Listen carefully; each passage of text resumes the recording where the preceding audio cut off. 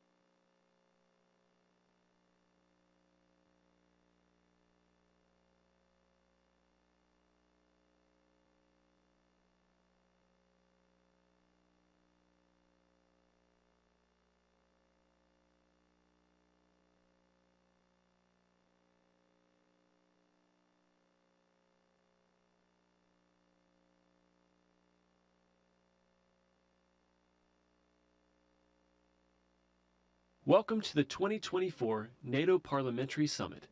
Please take your seats. We will begin shortly.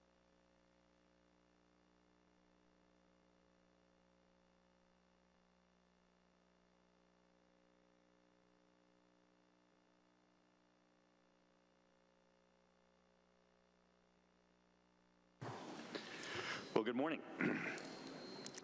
On behalf of the U.S. delegation to the NATO Parliamentary Assembly, I want to welcome you all and thank you for coming. This is an important time for us to come together, not just because of the threats that we're facing around the world, but also that each of our nations are joining together as part of the NATO Summit. And as parliamentarians, we contribute to the overall policy debate and discussion. We're going to have a very fruitful discussion here where we'll get to hear from each of us. And I think this will help inform our debate and dialogue as we come together as the NATO Parliamentary Assembly. In 1955, the NATO Parliamentary Assembly was created, and David Hobbs, former Secretary General of the NATO Parliamentary Assembly, used to say that if there wasn't a NATO PA, that NATO would have to create one. that it is such an important function that we do as the NATO Parliamentary Assembly in coming together to have a dialogue, to inform our fellow parliamentarians, and to discuss the ways in which we're formulating policy that is essential to the overall policy formulations of NATO itself. I was very honored from 2014 to 2016 to serve as president of the NATO Parliamentary Assembly, and I'm certainly very proud to introduce now the acting president of the NATO Parliamentary Assembly, our former past president, Gerry Connolly. I appreciate that he has, for a short period, taken the presidency as we approach the summit, where he'll be able to represent us in addressing the NATO summit. You heard last night, Secretary General Stoltenberg has been very committed to the relationship with the NATO Parliamentary Assembly and ensuring that we have a voice at the summit, in addition to a place at the table always with him. So on behalf of the U.S. delegation, first off, let me welcome you. And then secondly, I want to also congratulate Gerry Connolly for his service both as past president and as current president. And with that, I would like to invite Gerry for his comments. Thank you so much, Mike, and welcome everybody to the 75th anniversary and celebration of the founding of what has turned out to be maybe the world's most effective and consequential alliance, security alliance and democratic alliance ever formed.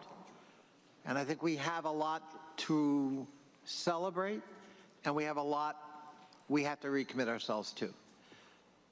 I want to particularly emphasize not only the role of parliamentarians as the real democratic expression of this alliance, but to remind us, even in our charter, of who we are and why this alliance still exists 75 years later. We are a collective committed to democratic values. These are shared values. Each of our respective countries has different ways of expressing those values. But fundamentally, we are committed to something we share in common. And those values are characterized by the enabling of the human spirit, allowing human beings to express themselves without fear of a knock on the door in the middle of the night. Politically, religiously, culturally, economically, to be free, to celebrate one's autonomy, and to participate in a free society with free expression. We don't think that's too much to ask of a society. In fact, we're quite proud of the fact that that's what we built. If we think back 75 years ago, Europe was on its knees. The future looked very dark. The Soviets were on the march. Many of our countries around this table were occupied for a long time. A Cold War was raging, and we didn't look like we were winning. And yet, this alliance, formed in that chaos and debris, like a phoenix rising from those ashes, created something spectacular. It created a free Western Europe at that time, and it stood up to Soviet challenges. It met the test of its time, and it met the test of endurance. That Cold War raged for half a century, but we never relented. And we showed the world a shining example of what democracy, collective democracy, could do and would do. 75 years on, I don't know that any of us thought we'd be where we are today, having to meet that very same test again. By standing shoulder to shoulder with our brothers and sisters in Ukraine. And what is the sin Ukraine is charged with? The desire to join our ranks, the desire to be a free people. And for that, they are paying a terrible price. And we must meet that test, and we have met that test. We have to sustain it. We have to make sure that we're providing the equipment and the training and the support to match the courage and resilience of the Ukrainian people. And we have to see it through to a successful end. The return of sovereign territory and the permanent cessation of any threat coming from their east. And they're joining this family. So I'm proud to be with you today. I'm proud to serve as your president again. I will be proud to represent you at the summit with our heads of state and heads of government. And I'm proud so much to call all of you colleagues, because the enterprise we're about is a noble one, and one that I believe is the future for our fellow human beings, and a model for how collective action can be successful and effective. Thank you so much for being here today.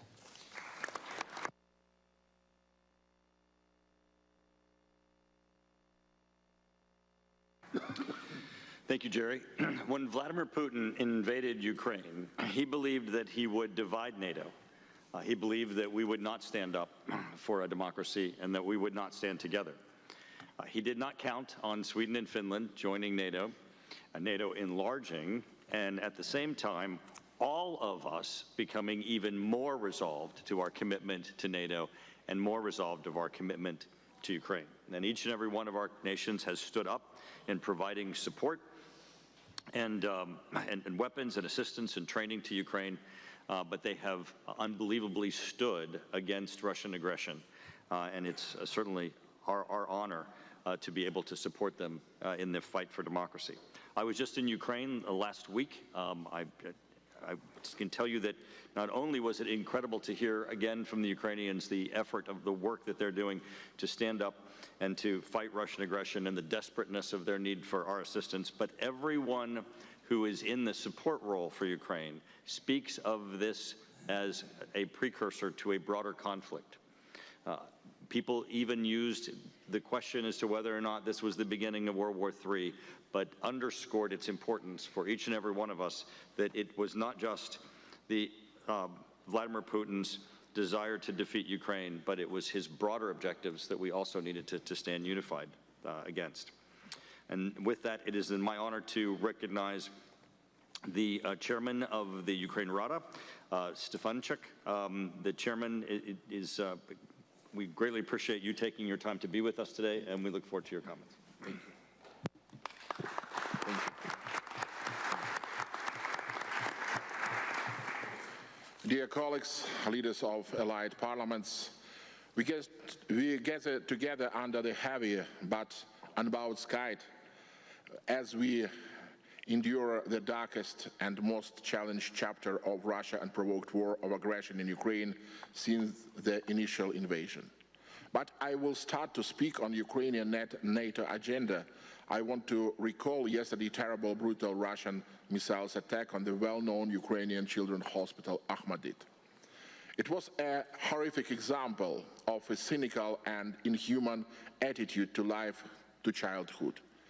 Yesterday, during one of numerous events in the scope of my visit to Washington D.C., I said that Ukrainians and Kievans demonstrated to the whole world what solidarity is. Hundreds of people standing in life change are clearing a rubble, passing bricks from hand to hand for free, those who need help, light, air, liberation from the rubble, brick to brick, from the one hand to another. Kyiv stood in traffic jam because people rushed to help their injured their children and carried water, food and basics. This is also solidarity. I really want to see each of you, each of our partners in this life human chain, to life that overcomes death, aggression, and gives hope. I really want roads to Ukraine to be jammed with the air defense system, aircraft, long-range artillery and humanitarian aids. I fully rely on your assistance. The shadow of Russian war of aggression has been hanging over Ukraine for more than 2 years, causing a deeper wonder inflicted without provocation, affecting NATO membership states, affecting the whole world. This war has become a war of attrition, economic exhaustion, exhaustion of defense resource, moral exhaustion. Putin's regime is trying to, at all costs, to break our resistance and force the world to live by rules of the past, the law of force, zone on influence and limited sovereignty. The situation on the battlefield is hard, but your unwavering solidarity with ordinary Ukrainians, your arms, your sanction and your condemnation of Russian barbarity, these are not just acts of political expediency, but a stand of very principles upon which the free world stands. Putin's attempt is to escalate the war by launching a new offensive in the eastern Ukraine has been stopped by the courage of our soldiers and the support of you, our dear partners. The first and foremost, a military assistance, fulfillment of previous commitments and increased deliveries of air defense system, F-16 combat aircraft, long-range artillery and missiles, ammunition and armored vehicles are critical. The Russians should give us the illusion that they can achieve their goals through war. I thank each and every one of your countries for contributing to these efforts. Second, it is Russian assets. In Ukraine, we highly appreciate the decision of allowing financial resources from frozen and immobilized Russian assets to Ukraine. However, the level of destruction caused by Russian aggression and the cost of the war exceed these funds. Everyone agreed that Russia should pay, and so we need to find the right method to confiscate all their assets. My third point is the medical needs to our brave soldier wounded in this line of duty. As Ukrainian continues to defend its sovereignty and freedom, we are working to ensure that those who satisfy so much for our country receive the highest standards of care and support. Our wounded military personnel and comprehensive medical facility to their rehabilitation. We call on our partners to help us by sharing the best practice and providing technical expertise in building this advanced rehabilitation facility. The next point is energy issue. Putin is waging an all-out war against our energy sector. It is extremely important to ensure that Russia does not set a precedent for destroying a national energy infrastructure. Otherwise, the tactic could be adopted in military doctrine worldwide. To support our efforts in resourcing protecting our power generation capabilities, we need assistance in new power generation equipment, technical expertise, and best practice in energy infrastructure. My last but not least point is strengthening of our diplomatic efforts. Increasing Russia's isolation and consolidation of the international community around the universal values enshrined in the UN Charter. Ukraine is committed to peace and therefore working to implement President Zelensky's peace formula. I ask you and your partners to become part of these efforts. Another initiative is the Crimea platform as a liberation of Crimea as an integrative part of any peaceful solution. I would like to take this opportunity to invite you, distinguished colleagues, to take part in the third Parliamentary Summit platform, which will be held this October in Latvia. Thank you, dear Daiga, for the important decision to host this year's summit in hospitable Riga. Dear colleagues, Ukrainians sincerely believe and work for victory. This is a matter of our existence. Membership in NATO is a matter of our existence. Our struggle and your determination is a matter of our existence. At the same time, today, war shows that like-minded countries should stick together, and when war will not come to their homes. That is why Ukraine aspires to become a member of NATO, which will strengthen Ukraine and strengthen NATO itself. We have come to Washington with unchanging ambitions. We expect to advance towards NATO membership. We expect the NATO summit to demonstrate the strength of our alliance, its effectiveness to countering today's threats, giving a worthy response to Russia's attempt to build a new coalition of evil. I am confident that our Parliament can play an important role in this process and in Ukrainian accession path. Dear friends, the world is watching and history is being written now. Together we can and we will build a future where aggression is punished, where sovereignty is respected, and where the flame of freedom burns bright for all. I would like to conclude my statement with the words of 35th President of the United States, the Honorable John Fitzgerald Kennedy. Geography has made us neighbors. History has made us friends. Economics has made us partners. And necessity has made us allies. Those whom God has joined together, let no man put asunder. Dear friends, thank you for your attention, and Slava Ukraini.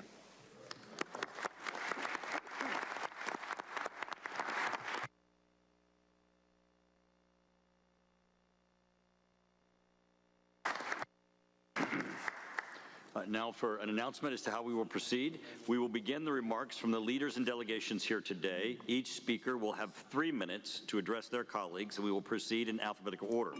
These proceedings are being live streamed in English and in French. If you need to step out of the room for bilateral meetings or their business, please use the exit entry door behind the dais, which is to my right. We will pause for a 30-minute coffee break at 10:30, and then also we'll have time together at lunch so that we can discuss part of the comments that are made here today. And it's now my honor to begin those discussions by inviting the Speaker of the Albanian Parliament to address the summit, Linka Nikola. Thank you.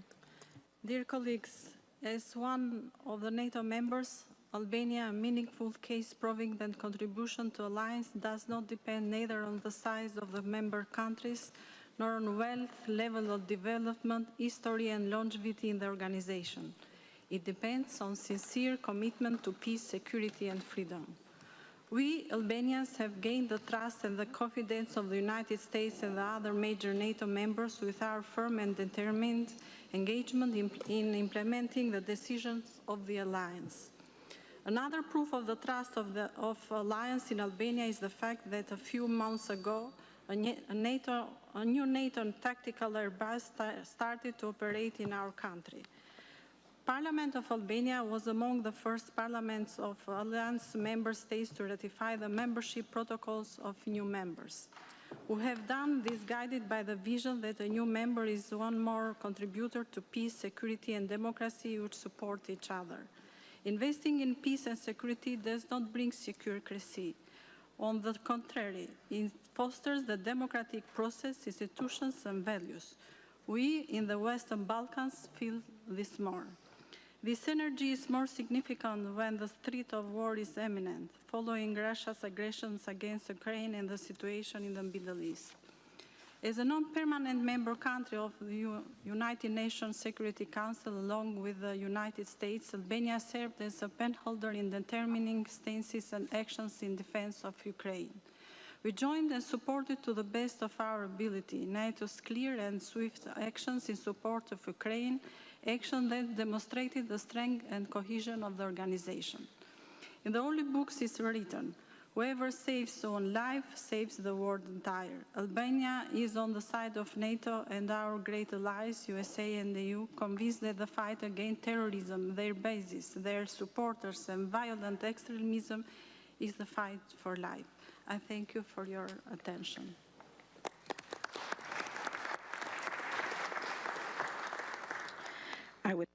Quisiera ahora invitar a Theo Franken, el jefe de la delegación de Bélgica, representando a su parlamento. Muchas gracias, presidente. No tenemos presidente porque hemos... I think... okay. That's one. Yes, okay, sorry. I'll start again. I'm alone because there's no parliamentary speaker for the moment because we had elections and we're talking about who will be the speaker of the Parliament of Belgium. So I'm here alone, but no problem. I will make 4 points. First, what news from Brussels? We're trying to make a government. I think that this is a crucial week. Belgium is world record holder in forming a government, but I don't think it will take 500 days this time. We don't have the time, so it will go swiftly, I hope. And international security is a crucial issue on the agenda of the new government, who is going to be formed next weeks and months. More defense spending is crucial. We are at a pace of 2% for 2035. I think that is way too slow, so we need to achieve 2% of GDP before. Second, we need ground-air defense. As you know, we are one of the founding fathers of NATO, and we are also a very important host nation of NATO headquarters and Sasseur in Wallonia. So we need also ground-air defense, and we're going to buy that as well. Second point on Ukraine, dear colleagues, full support. We signed a couple of weeks, our Prime Minister signed an agreement on security cooperation and long-term support between Belgium and Ukraine, so that's a good thing. And Ruslan and Yehor, our F-16s are coming up, so we will give a lot of F-16s to your country to fight the Russians.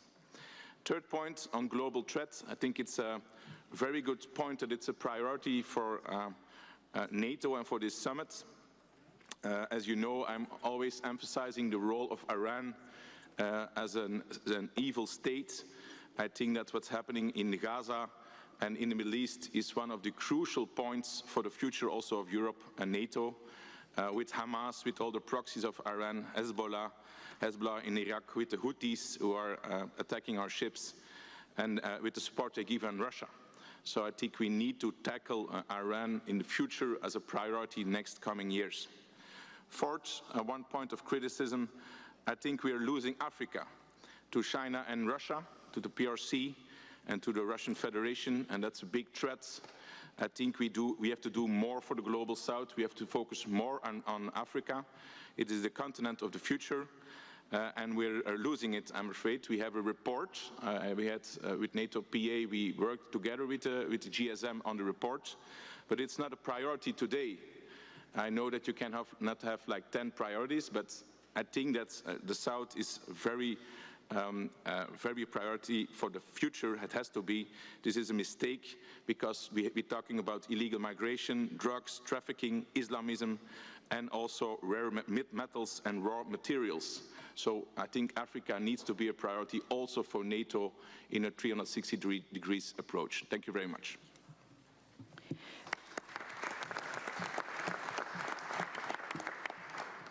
I would now like to invite Daniel Mitov, the head of the Bulgarian delegation to the NATO Parliamentary Assembly, to address the summit. Dear colleagues, dear hosts, Mr. Turner, Mr. President Connolly, thank you very much for hosting us and for a wonderful organization of the event. First, let me address what happened yesterday, the barbaric bombing on Children's Hospital. This is an act which cannot be forgotten, and let me express our condolences to our Ukrainian colleagues and allies, and also to express our resolve that, to the concept that with barbarianism there cannot be neither peace nor appeasement. The best way to demonstrate our unity and solidarity is to act together in regards to both deterrence and defense and burden sharing.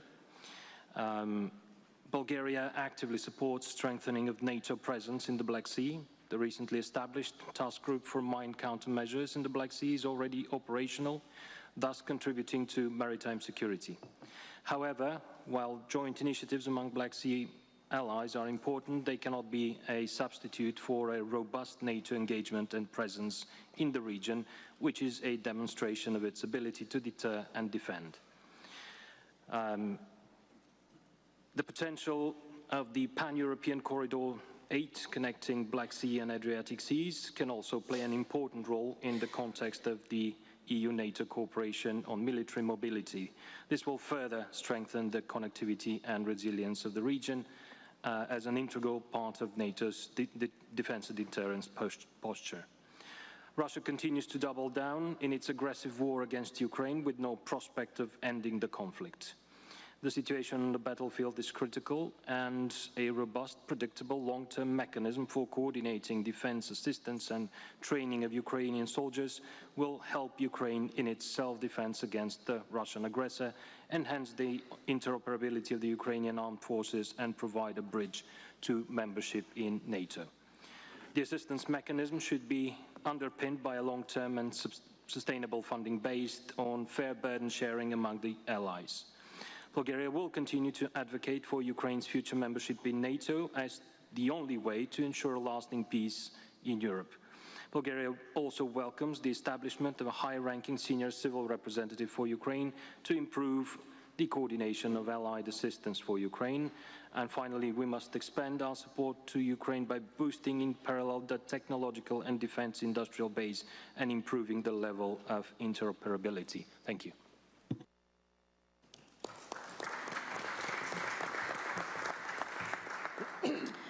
I would now like to invite Greg Fergus, Speaker of the House of Commons of Canada, to address the summit. Mr. Fergus will speak in French and English. Dear colleagues, distinguished guests, on behalf of my colleague, I would like to thank our hosts. First of all, Mr. Mike Jonkin, Chairman, and also Representatives Mike Terminer and Jared Connolly. My greetings to my fellow speakers, including Chairman Stefan Schuck, who made the trip from Washington to Washington for this very important meeting. Our deliberations underscore that NATO is both a political and military alliance, one that is relevant today as it has always been. NATO has evolved, and it's growing.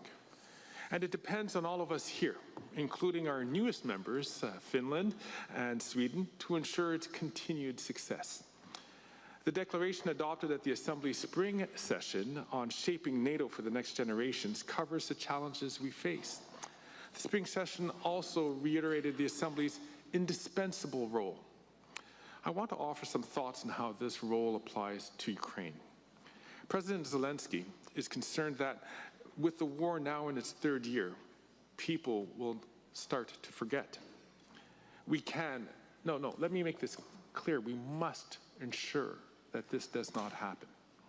As parliamentarians, we have the unique tools and the ability to shine the light where it's needed most on the brave women and men who are fighting for the freedom of Ukraine. Their fight is our fight. We must ensure that they win. Let's show the world that NATO stands together. Our alliance has succeeded for 75 years because NATO is defined not by what it stands against, but what it stands for, as they have said in its declaration, for the defense of democracy, individual liberty, and the rule of law. Just over a month ago, we honored the D-Day landings, a massive, bold, and coordinated effort that has underwritten freedom for 80 years. That longevity is both a strength and a weakness. Increasingly, our leaders and decision makers did not grow up hearing about World War II and the transformative effect that it had on world history. The freedoms that we enjoy today came at a cost. You know, I know some of you now are Nationals fans because you went to the game, formerly my team at the Montreal Expos. But there's an expression that says sometimes we think when we were born on third base that we've hit a triple. We can't let that happen to us here. We owe it to those who sacrificed and paid the ultimate price for freedom all those years ago to strengthen the alliance. We owe it to the people of Ukraine to stand with them in support of the one strategic goal of free and democratic Ukraine. And finally, we owe it to ourselves to fight for the values that NATO was created to protect. Merci beaucoup. Thank you very much.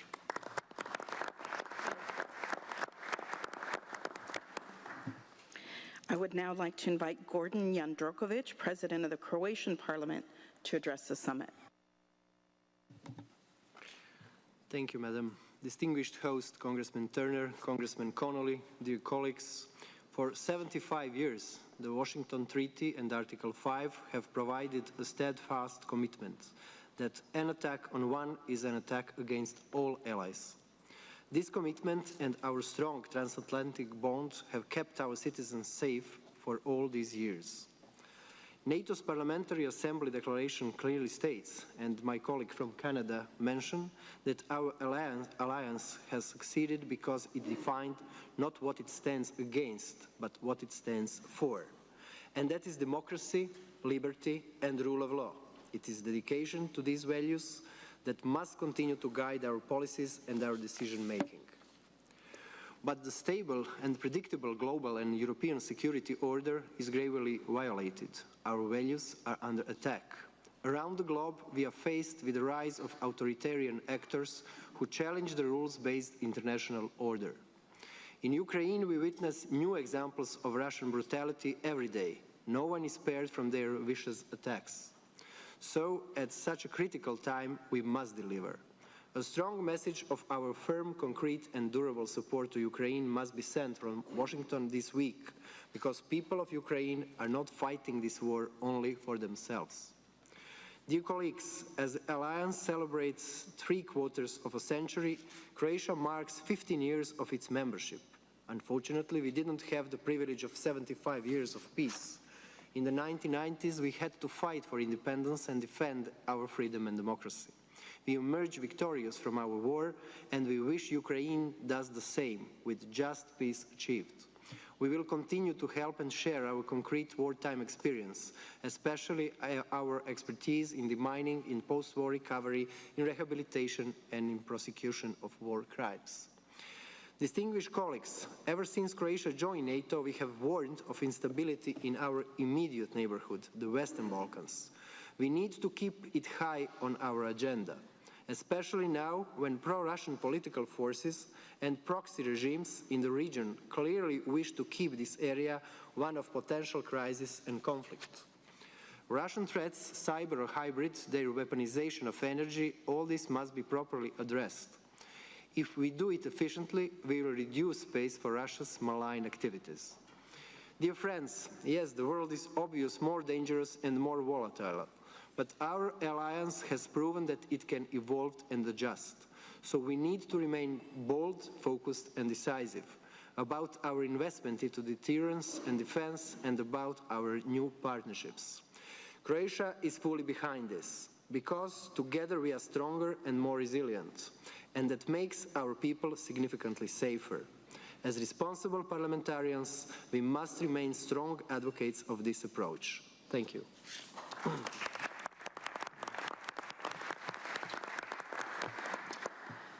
I would now like to invite Markéta Pekarová-Adamova, President of the Chamber of Deputies of the Czech Republic, to address the summit. Thank you very much. Dear colleagues, ladies and gentlemen, thanks to the organizers for hosting this meeting and happy birthday to NATO. But while we have gathered here to Washington D.C., thousands of miles away in Kyiv, hundreds of children are suffering. The families and doctors are doing their best to help them, because these children are diagnosed with cancer. But Russians have bombed their hospital. Barbaric, brutal aggression against the most vulnerable ones. This is what Russia really represents nowadays. This is the reason why we in NATO must act. For many years, the defense spending by most NATO members was too low. The Russian aggression against Ukraine revealed that our armies and defense industries were not ready for a conflict despite clear technical and economic superiority. It was a wake-up call. Now, most members of NATO spend more than 2% of GDP on defense. The Czech Republic is among them. We are intensively modernizing our armed forces. We are purchasing a fleet of F-35s, tanks, or artillery systems. It is a positive trend, but we must do more and take the 2% as a minimum, not a goal. Regarding Ukraine, Europe has increased its support.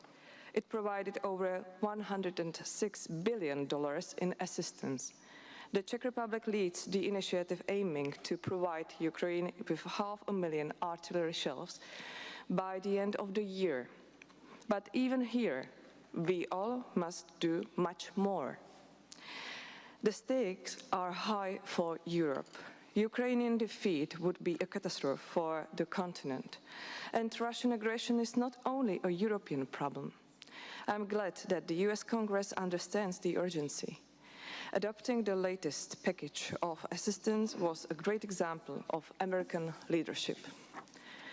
Dear colleagues, when speaking of shared security, we must not ignore the threat in the Indo-Pacific. The US is directly exposed to the Chinese ambitions, yet aggressivity against sovereign nations and threats to change the status quo in the Indo-Pacific are equally alarming for Europe.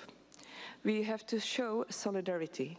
Czechs are stepping up cooperation with democratic partners in the Indo-Pacific in all fields.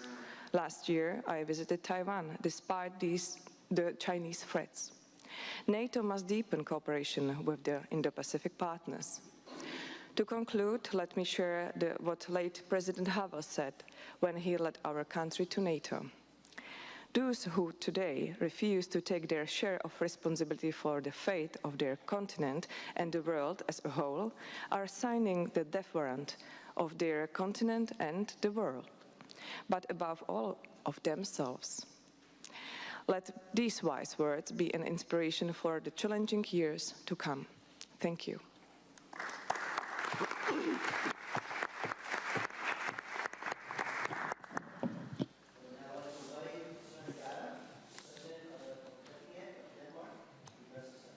Thank you, Acting President, distinguished colleagues, and dear parliamentarians. It's an absolute honor to be here together with you today, and it's a true privilege to celebrate 75 years of unity here in Washington, in the very same city where our alliance was founded. Denmark is a founding member of NATO, and NATO has been the cornerstone of Danish security and defense policy ever since.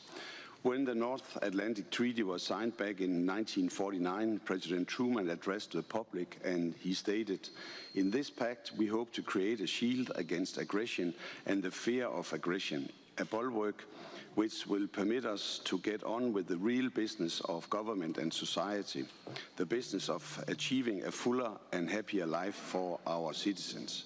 Unquote. Today, 75 years later, the alliance have indeed lived up to its promise. We have dedicated ourselves to preserve and protect our democracies, and NATO remains the most successful and enduring alliance in history.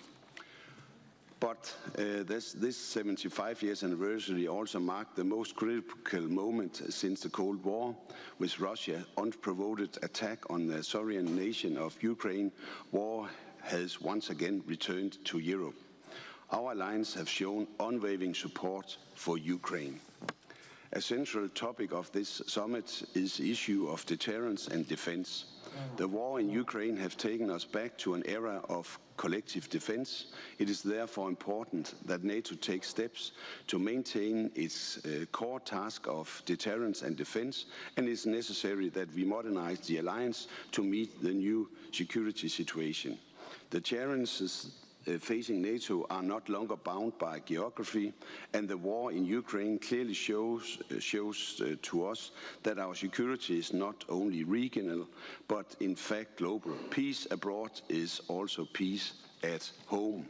We have just expanded NATO with 2 new members, Finland and Sweden, and as a Speaker of the Danish Parliament, it gives me great pleasure to welcome our Finnish and Swedish neighbors to their first NATO summit as full members. Finally, as a military alliance, NATO not only defends the territorial integrity of its member states, it also safeguards our shared values, democracy, freedom of speech, and our individual liberty. And it promises to defend and uphold an international rule-based order which is now under attack. In this respect, parliaments and parliamentarians play a critical role. It is time of great challenge for our alliance, but time and time again, NATO has proved its ability to adapt to new challenges, to unite us and counter new threats together. And I know we will do this again. Thank you.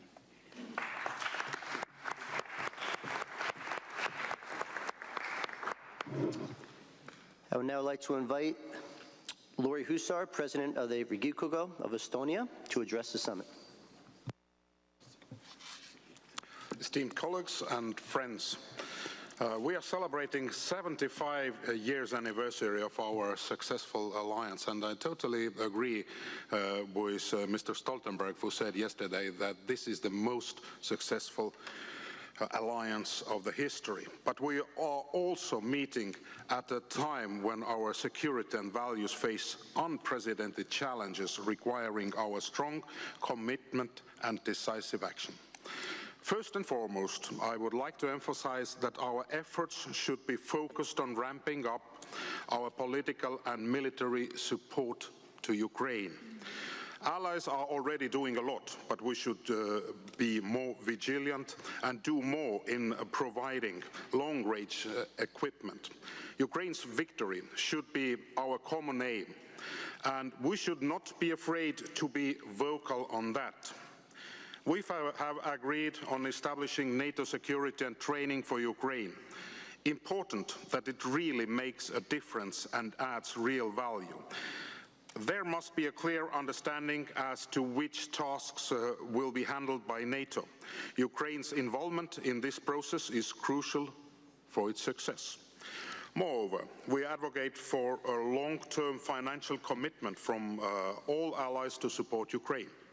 The purposed amount of 40 billion euros should be the minimum, as the reality on the ground shows that much more is needed.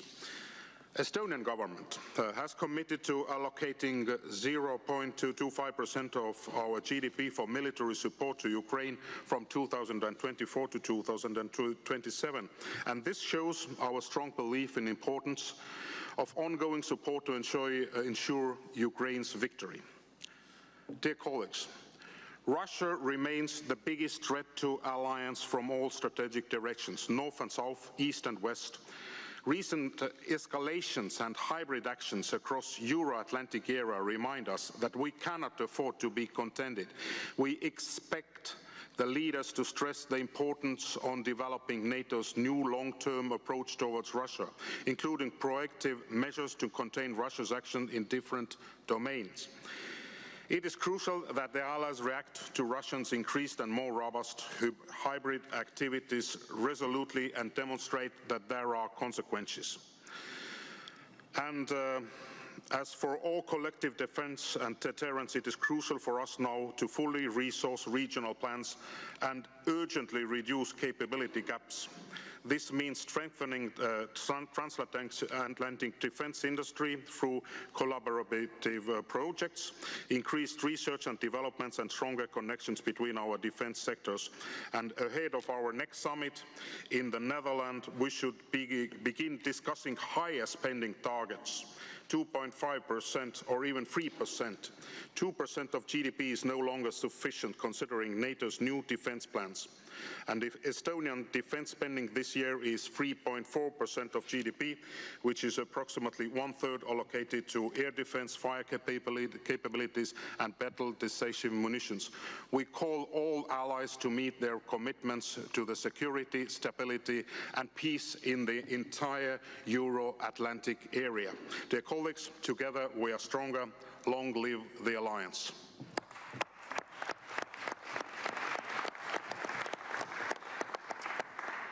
I would now like to invite Jussi Halla-aho, Speaker of the Eduskunta of Finland, to address the summit.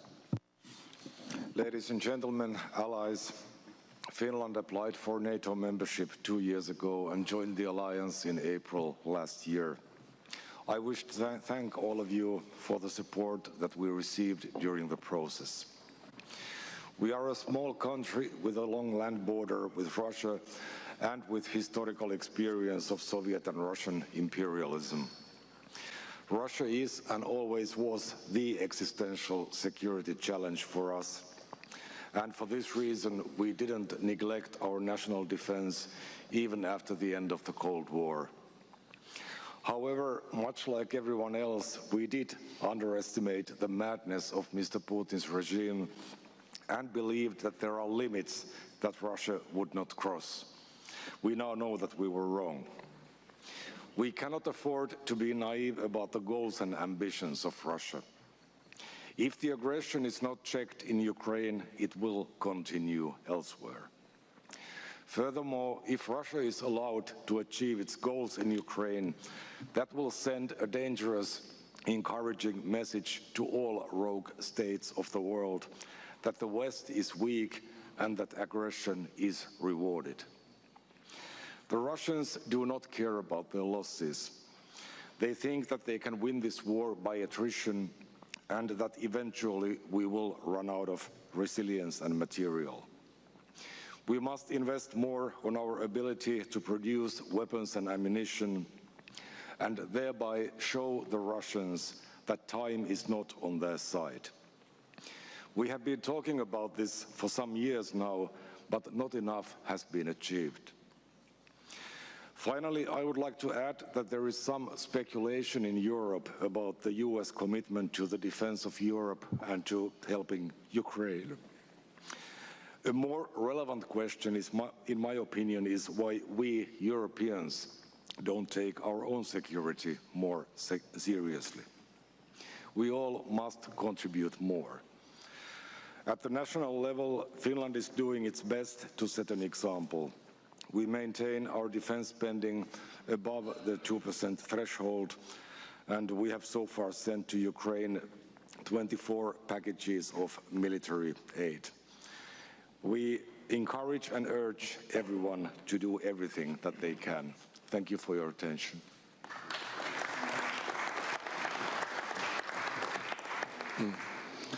I would now like to invite Philippe Folleo, the head of the French delegation to the NATO Parliamentary Assembly, to address the summit. Mr. Folleo will speak in French. Merci. Thank you, Mr. President. First, I would like to thank President Mike Turner and President Connolly and the whole U.S. delegation for the quality of their warm welcome. Gerald Shee, the President of the Senate, unfortunately was not able to come here because you know that the situation in France is quite complex. And many amongst you have actually asked me about this situation and these legislative recent elections that have seen a very high participation, the highest in the last 50 years in legislative elections. And given this political situation, we have some questions, and questions have been raised, and I want to try to answer them. France is a founding member of NATO, but France is also a standing member of the UN Security Council, and those which commits us towards the international community. First, I would like to remind you that through our institutions, the President of the Republic has a specific role. Whoever the Prime Minister is, there is the reserve domain, that is to say the foreign affairs and defense policies that give the President a sizable role, and that there will be continuity because Emmanuel Macron will remain President of France until the end of his term in 2027. And as regards NATO, there are very few political alliances in our question that question the participation in NATO. That is a consensus.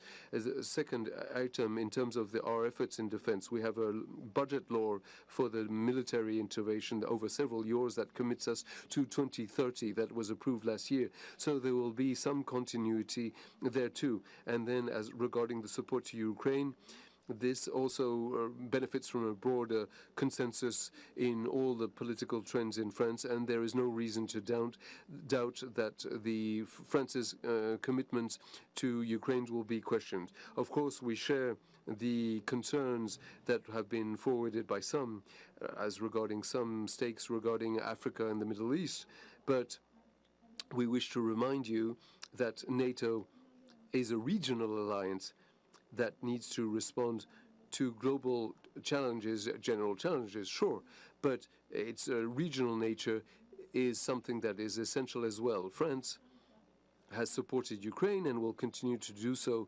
through supplies of weapon systems and through various aid, because this is the mother of all battles for the future of our alliance in Ukraine. And I will conclude by referring to one of the authors of French literature, Alexandre Dumas, who in 1844 was writing The Three Musketeers.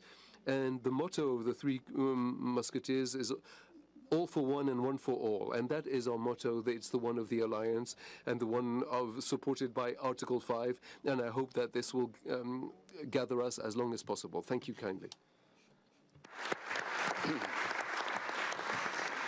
I would now like to invite Johann Wadefuhl, the head of the German delegation to the NATO Parliamentary Assembly, to address the summit. Thank you, sir.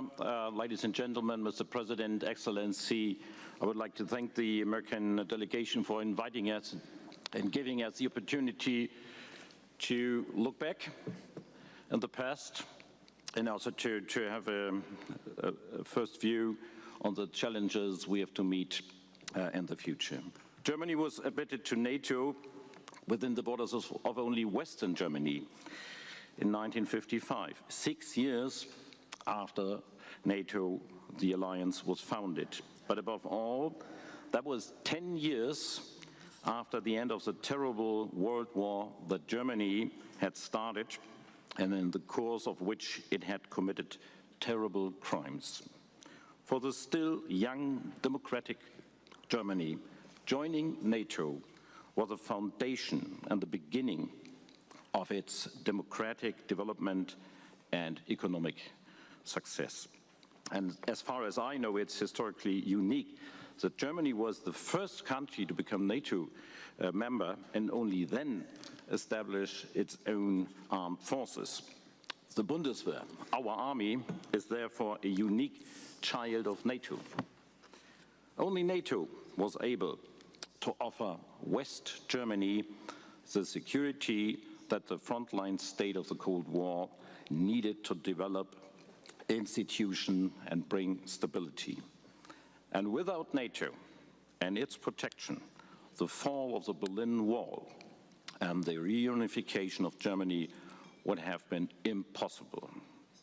For this, we are eternally grateful to the Alliance and our allies, because during the Cold War, our allies, the United States of America, Canada, the United Kingdom, France, and others, hundreds of thousands of soldiers were stationed in Germany.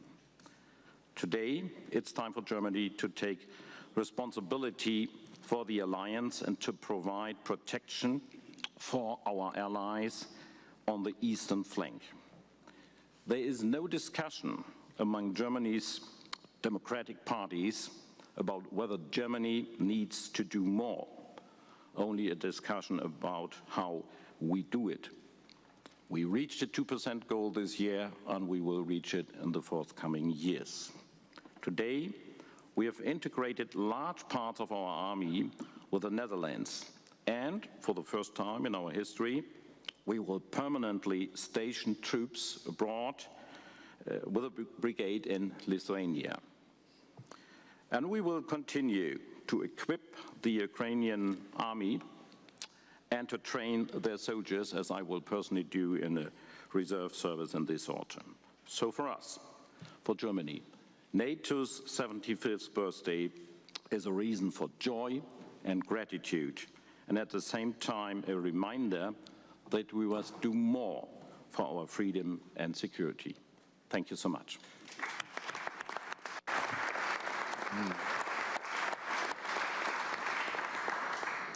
I would now like to invite Yorgos Yorgantis, Second Deputy Speaker of the Hellenic Parliament of Greece, to address the summit.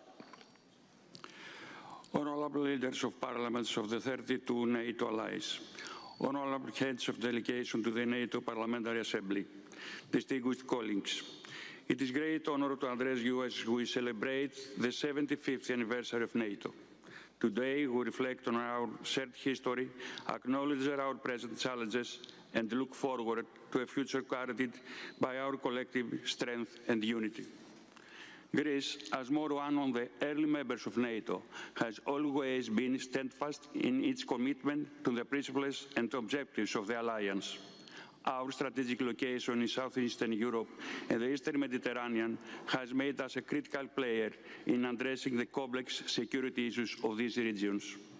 Greece has always been a reliable ally, consistently participating in NATO missions and operations, and demonstrating our unwavering dedication to collective defense and shared values. Today, we convene at a time of considerable global uncertainty. The evolving security landscape, marked by the resurgence of traditional threats and the emergence of new asymmetric ones, such as cyber threats, and the strategic competition posed by rising powers like China, calls for a robust and agile NATO. The recent integration of Sweden into our alliance marks a significant expansion, symbolizing our unity and commitment to collective security. Greece attaches great importance to NATO's southern flank, consistently highlighting the critical issues of instability in the south, particularly undocumented migrants, including illegal migration, organized crime, and maritime security. In this context, we commend the decision of the Secretary General to designate a special representative for the southern neighborhood within existing structures, which we have supported from the very beginning. Additionally, Greece advocates for enhanced cooperation between NATO and the European Union. By undertaking more synergies, we can ensure complementarity of actions and maximize our collective results. Greece supports the enhanced deterrence and defense package adopted in Vilnius. Additionally, Greece emphasizes the importance of technological advancement, improved burden sharing, and the development of a strong and resilient defense industry. The protracted aggressive war by Russia against Ukraine, combined with Russia's destabilizing actions in the Middle East, North Africa, and the Sahel, and the fears of regional spillover of the Middle East crisis, underscore the importance of truly comprehensive approach to threats and challenges, regardless of their geographical or thematic origin. Greece stands ready to continue its active and dedicated role within the alliance, working together with all member states to address the challenges of today and those of tomorrow. Thank you.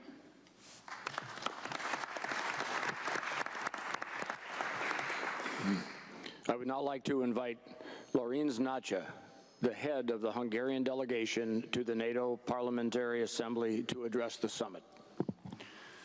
Thank you, Mr. Chair. First of all, I would like to thank our American friends for hosting this parliamentary summit. We think that through parliamentary diplomacy and NATO PA, we have an added value to the alliance, such as stability and democratic responsibility. I'm happy to report to you that Hungary is already a member of the 2% elite club, and we entered a new phase in our military development. First, I would like to strongly condemn the attack against the hospital in Kiev. Hungary has taken a consistent approach since the outbreak of war in Ukraine. We condemn Russia's military aggression against Ukraine and stand by Ukraine's territorial integrity and sovereignty within its internationally recognized border. Currently, our biggest humanitarian action plan is going forward, helping Ukraine and Ukrainian people fleeing to Hungary. We call for an immediate ceasefire and peace. As such, we support all efforts to start meaningful negotiations for a sustainable peace that will guarantee long-term stability and security for the European continent. Prime Minister Orbán, in his own role, started these talks in the last weeks and ready to continue to do so. He met with Mr. Stoltenberg on the 12th of June and reached a mutually acceptable solution on many critical issues. We support strengthening the Article 5 and a strong and united NATO. As a strong advocate of the 360-degree approach, we welcome the recent efforts aimed at dealing with NATO's southern neighborhoods in a more systematic manner. This is all the more important since NATO is facing a wide range of interconnected threats and challenges emanating from the region, most notably terrorism, illegal migration, pervasive instability, and climate change. NATO is a regional security alliance with a global outlook. Reaching out to global partners in the Indo-Pacific, as well as strengthening partnership with countries in the region, is of utmost importance. Therefore, Hungary highly welcomes the intensive dialogue with Australia, New Zealand, and one of Hungary's most significant investors, Japan and the Republic of Korea.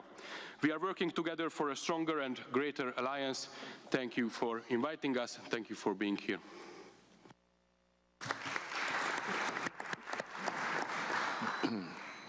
I would now like to invite Birgir Armansson, Speaker of the Alþingi of Iceland, to address the summit.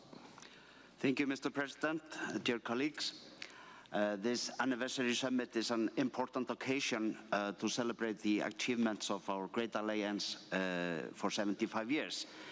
NATO has adapted, NATO is bigger and stronger, and NATO has never been more relevant. The membership of Finland and Sweden, which I welcome, is a historic milestone that makes the entire Euro-Atlantic area more secure.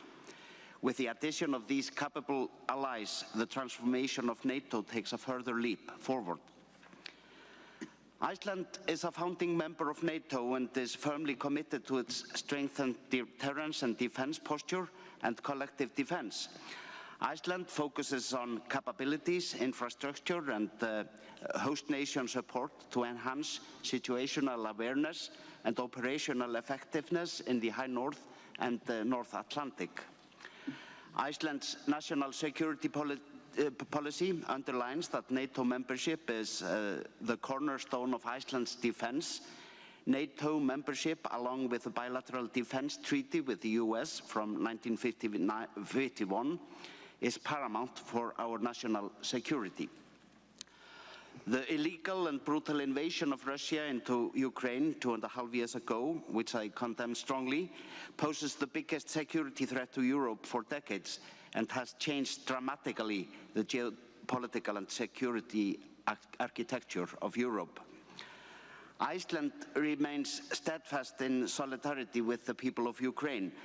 This was echoed loud and clear in our parliament this spring when 5 years Ukraine policy was adopted with cross-political support.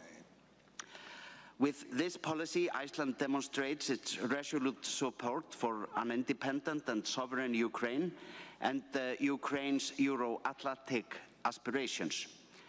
It is an unprecedented step for my country, which has never directly supported the defense of another country outside the alliance, how we are supporting common policy of our allies to support Ukraine in many ways, militarily, humanitarianly, economically, and in other fields.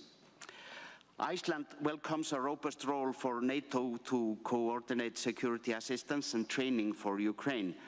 Allies must maintain the unity and resolve to support Ukraine and defend what we stand for. The future of Ukraine is at stake, but our common values and the rule-based international order is also at stake. There can be no peace in Ukraine unless it is a just and sustainable peace. Peace will not be just without Ukraine regaining its territorial integrity, and peace will not be sustainable without assurances of national security. This Leaders' Summit must chart a credible path for a free Ukraine that is integrated into a stable Euro-Atlantic security order. Thank you for your attention.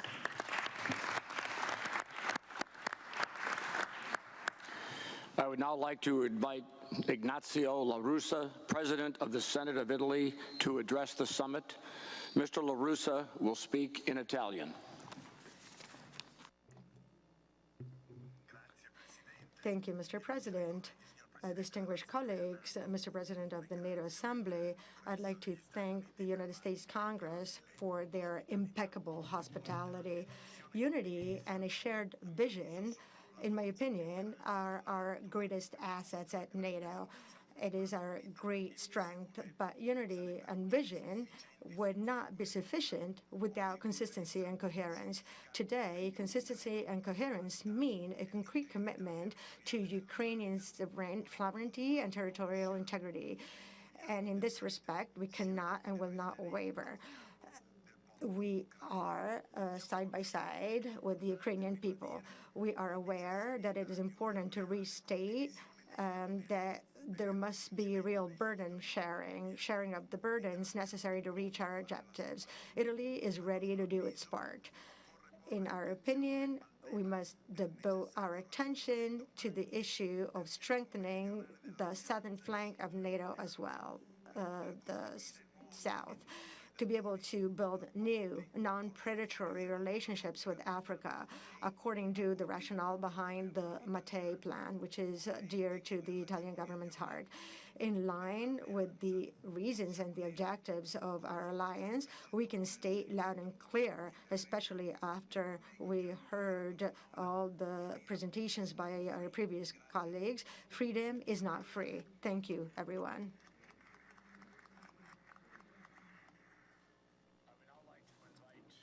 Renzo Fontana, President of the Chamber of Deputies of Italy, to address the summit. Mr. Fontana will speak in Italian. Thank you.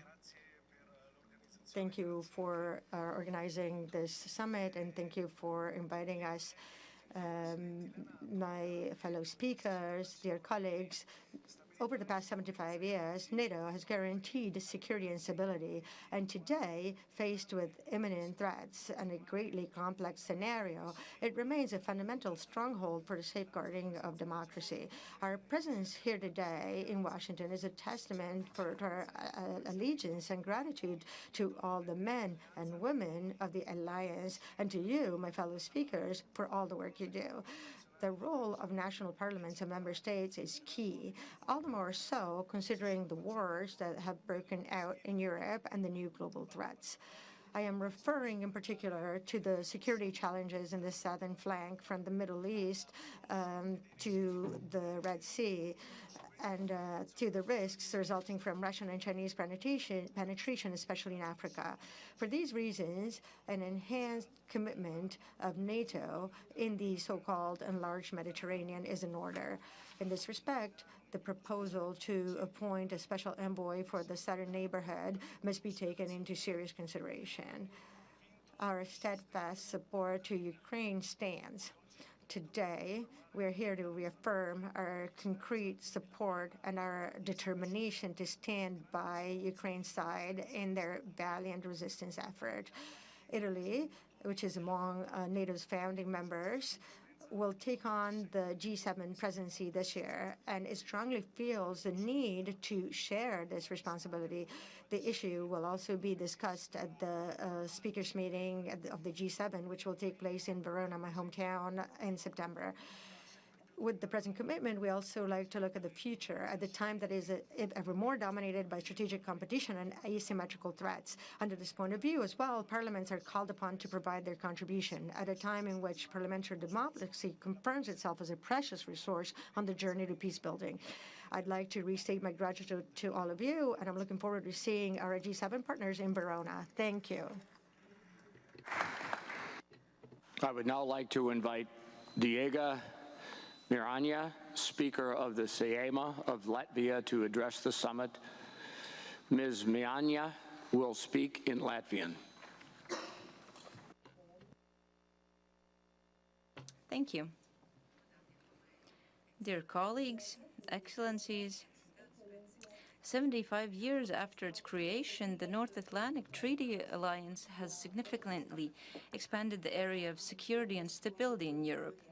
We are as united as ever, and we are successfully adapting to the threat environment.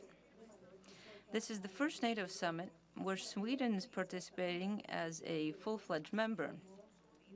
With Sweden and Finland joining the alliance, all doubts about the security architecture of the region have been dispelled, and the security of our region, as well as the territory of NATO in general, has significantly reinforced. Furthermore, it is a genuine pleasure to see our Ukrainian colleague at this table. Today, our security is inseparable from Ukraine's independence. The most direct and most serious long-term threat for NATO is Russia's aggression, the military manifestation of which Ukraine is currently fighting. It is crucial that together with Ukraine, we show an unwavering resolve against Russia's aggression. It is this strength, resolve, and unity against Russia's aggression that we expect from the Washington summit, as well as the permission to use allied weapons in the territory of Russia. Through further investment by the alliance in deterrence and defense capabilities to ensure that every inch of NATO territory is protected, this is one of our main tasks. This includes increased defense spending, where Latvia is already investing more than 3% of its GDP. This includes strengthening the air defense and anti-missile capabilities of the alliance. This includes stepping up defense capabilities in the eastern flank and implementing the forward defense strategy. This includes rapidly growing the capacity of our defense industry. Secondly, our resolve against Russia's aggression needs to be demonstrated through immediate and reliable long-term support for Ukraine. Latvia has undertaken to annually provide military aid to Ukraine in the amount of 0.25% of our GDP. This is important for effective protecting of Ukraine's territory, but communication is also necessary. We need to send this message to the people of Ukraine, especially its armed forces, about our commitment to support Ukraine until its victory. And it's also a message to Russia that our support will not waver, and it will not waver with time. Because Ukraine's road to NATO is a one-way, and Ukraine belongs in NATO. Demonstrating the commitment of the alliance includes the implementation of a comprehensive containment strategy. Ukraine is fighting the military aspect of Russia's aggression, while the non-military aspects of Russia's aggression in various forms are being experienced throughout the whole of NATO.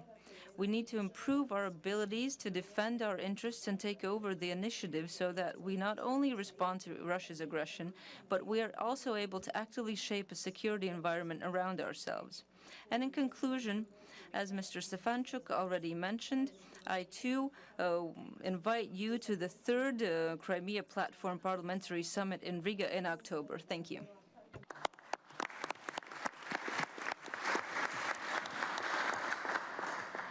I would now like to invite Victoria Kumel-Nielsen, Speaker of the Seimas of Lithuania, to address the summit.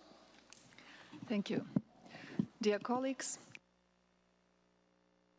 gathering of speakers and delegates from the parliaments of NATO countries, I'm particularly pleased that this meeting continues the format initiated in Vilnius last year, reinforcing our collective commitment to the security and stability of the Euro-Atlantic region.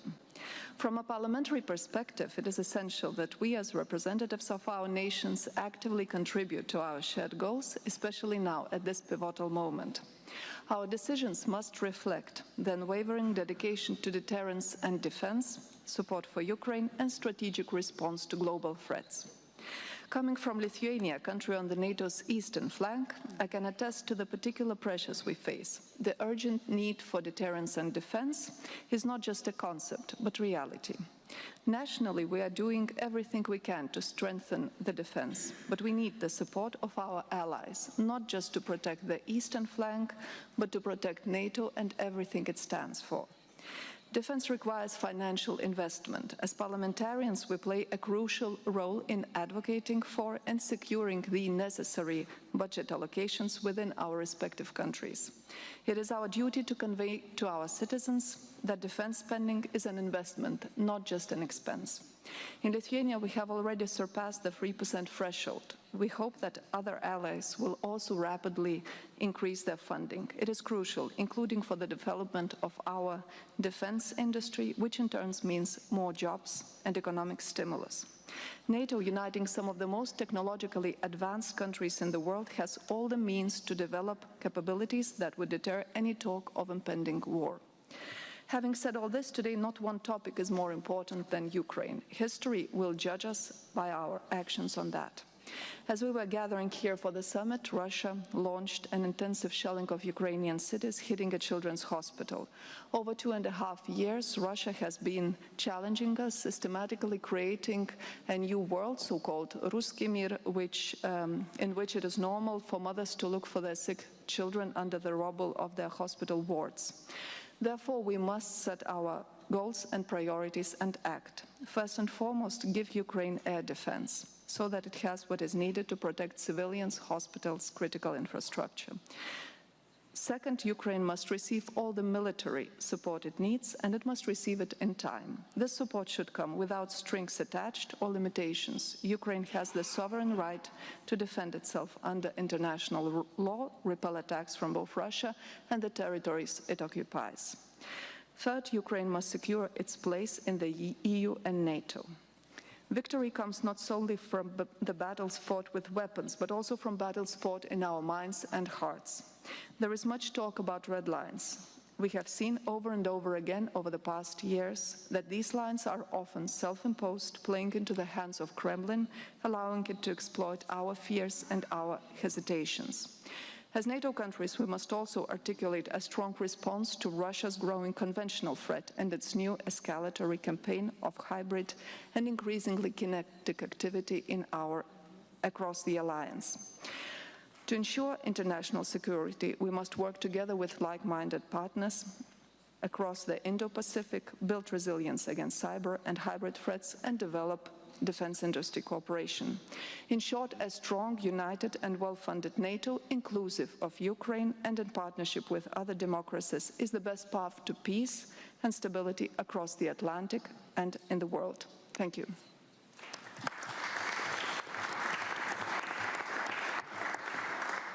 I would now like to invite Claude Wissler, President of the Chamber of Deputies of Luxembourg, to address the summit. Thank you, Chairman. Dear colleagues, over the last years, the changing and more unstable geopolitical situation has made us aware of how fragile our democracies are. For 3/4 of a century, NATO has been a beacon of unity, strength and peace, fostering stability and upholding our common values to oppose autocracy and tyranny. Today, this collective historic achievement was decisively empowered our nations for what's ahead of us. Today, our democracies are indeed under attack from outside, but often also from inside. As speakers of the Parliament of the Alliance, we bear the responsibility to stand up for the protection of the rule of law and fundamental freedoms, of free economies, the freedom of the press, the independence of judges, the rights of opposition parties, of minorities, the freedom of religion. And these are precisely the values NATO is defending. This is why we have to stand up for the continued strengthening of NATO. NATO's role in showing solidarity, in deterring aggression and defending freedom remains indispensable more than ever. The unlawful aggression on Ukraine underscores the ongoing need of a strong, unified defense alliance. As the Ukrainian people suffer a heavy toll every day, we need to do everything we can to help. But Ukraine also shows the way. We not only need to defend our territories, but also every inch of our democratic institutions, values and ideals. This is why Luxembourg stands firmly with Ukraine in its struggle for democracy and independence. Luxembourg has allocated 16% of its defense budget over the past 2 years to support Ukraine. Luxembourg is also actively involved in joint acquisition programs and capacity coalitions, highlighting our proactive stance in aiding Ukraine's defense. We pledge to stand shoulder to shoulder with Ukraine on the path towards membership.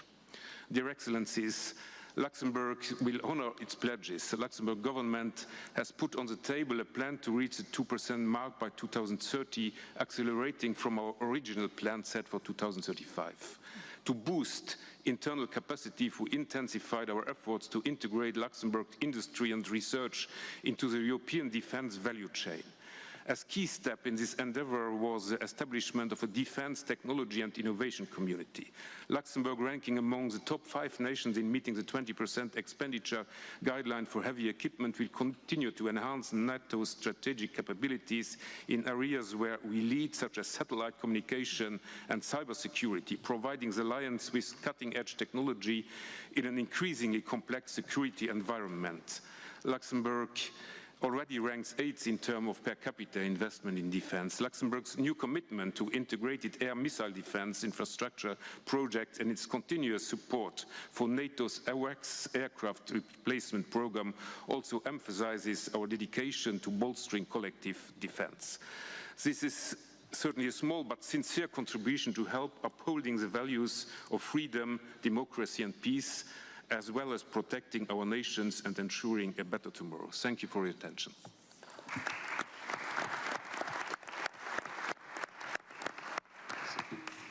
I would now like to invite Duško Stepović, the head of the Montenegrin delegation to the NATO Parliamentary Assembly, to address the summit. Thank you very much, sir, for giving me the floor. Distinguished speakers of Parliament, Your Excellencies, dear colleagues, please allow me to express my gratitude for the opportunity to address you on behalf of the Montenegrin delegation this special occasion, an important moment, standing on our common path so close to the Washington NATO Summit 2024, marking 75th anniversary of NATO.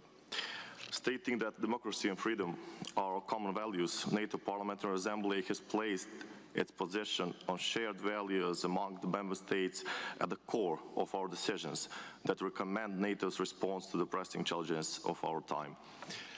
Facing with persistent threat of terrorism and instability, cyber and hybrid attacks and disinformation, our countries must ground their response in our commitment to the fundamental values of democracy, rule of law, freedom and respect of human rights. To keep on that path, it is important to confirm investing in our defense efforts over the long term, reinforce our alliances and collective defense, and strengthen the resilience of our societies. Together, we have to make our strong efforts to keep parliamentary diplomacy alive, while our parliamentary institutions actively fulfill their roles as holders of democracy and rules-based world order as its strongest pillars. Dear colleagues, on this special occasion standing at the door of Washington NATO Summit 2024, we should display our unwavering support to Ukrainian efforts to prevail against Russian aggression, as well as send strong support to the countries who want to join NATO and decisively implement the standards to become a part of our unique family of democracies. A crucial political priority for Montenegro within NATO is to advocate for the Euro-Atlantic perspective of the whole Western Balkans, given its strategic importance for the stability of the entire European and Euro-Atlantic zone. Not so incredibly big, but incredibly eager to uphold the principle of justice and common values, Montenegro stays a credible member. I thank you for your attention.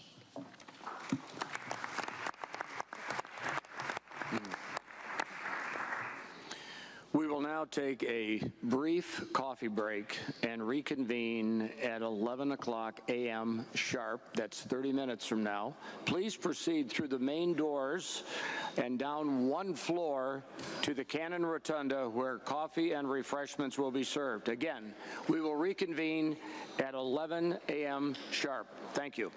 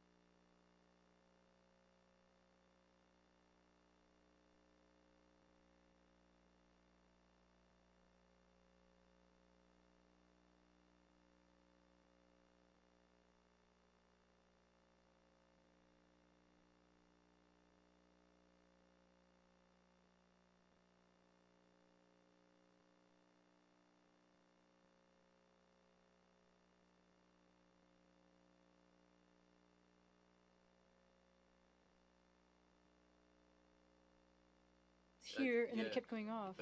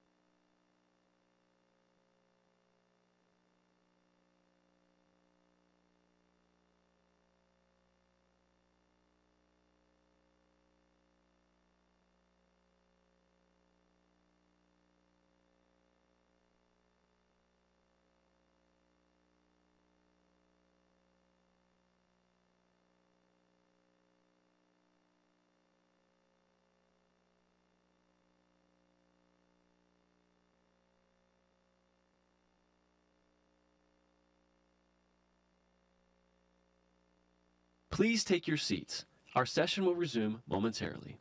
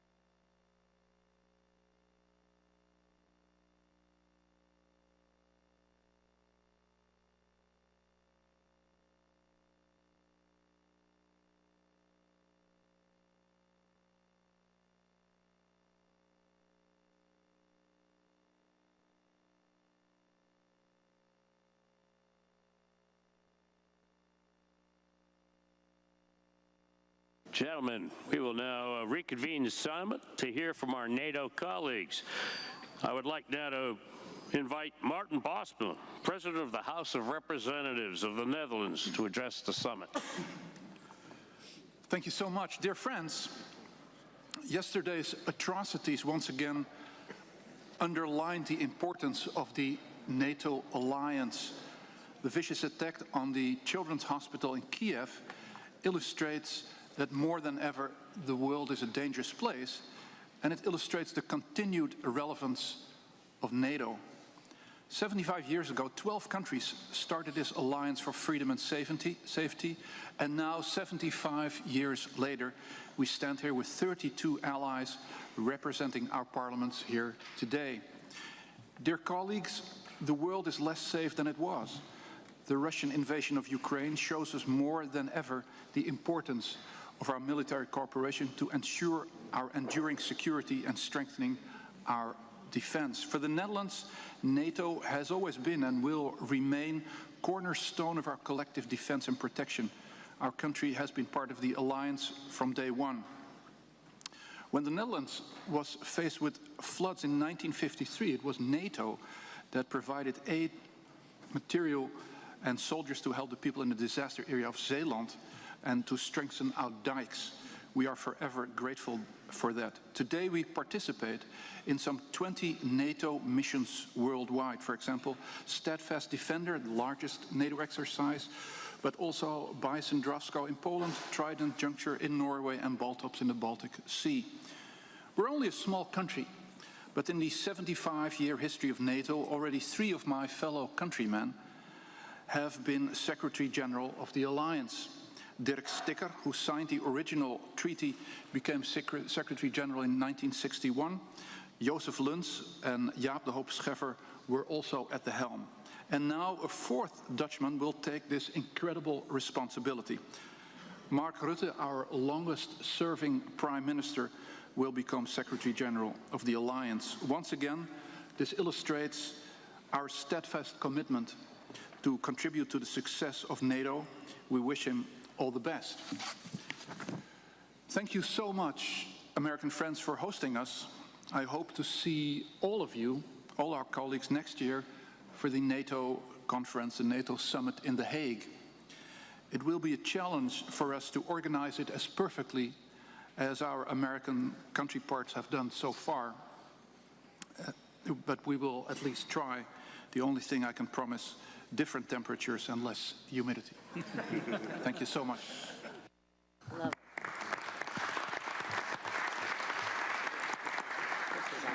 Thank you, Mr. President. I'd like to invite Afrim Gashi, President of the Assembly of the Republic of North Macedonia, to address the summit.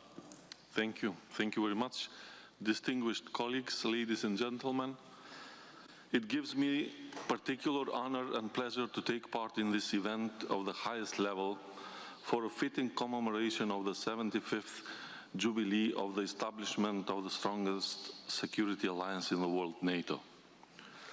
While welcoming this Jubilee, allow me to express my wholehearted congratulations to Sweden and Finland on their NATO accession, which significantly strengthens the alliance. It is more than clear that NATO can be prepared to defend every inch of Allied territory at all times, in accordance with Article 5, only when it is united, strong and cohesive. However, the sustainability of this function requires all of us to maintain the continued fulfillment of the undertaken defense investment measures of at least 2% of the GDP annually for defense spending. A few months ago, the Assembly of North Macedonia adopted a declaration whereby we marked the 4th anniversary of the country's NATO membership and the 75th anniversary of the establishment of the alliance, thus manifesting awareness of the responsibility to fulfill the obligation arising from NATO membership and the contribution to the realization of the collective defense. At the same time, as Assembly, we have lent our support to joint decision of the NATO Parliamentary Assembly to defend shared democratic values through the establishing a Democratic Resilience Center at NATO headquarters. Since its initial stage, we stand by it, further reaffirming this through the declaration adopted at the recent spring session in Sofia. We are aware that we are NATO member state in a fragile region in which not all countries are members of NATO or have a varying level of partnership with the alliance, as well as many malign external influences. However, we remain committed to promoting an atmosphere and policy of regional stability. We realize this by continuing the tangible contribution to the KFOR cooperation of NATO in Kosovo, and in light of the current security challenges, we are active in the NATO mission in Iraq and the resolute support for Ukraine. These challenges also call for raising of the level of the unique and essential partnership with the European Union in order to strengthen its strategic complementarity with NATO. All member states and their parliaments should devote special attention to the NATO-EU structural dialogue, which encompasses resilience, protection of the critical infrastructure, continued support for Ukraine, and improvement of the capacities of the defense industry. And to conclude, naturally, I would like to state and highlight the importance of our vocalness, so vocality of the parliaments and parliamentarians as an irreplaceable democratic instrument to calibrate all citizens' needs and priorities, because without parliaments, governments are powerless to realize the strategic goals they have set. In this context, I would like to stress the irreplaceable role and contribution of the NATO Parliamentary Assembly as a link between parliaments and people of the alliance and NATO. Thank you. Thank you very much.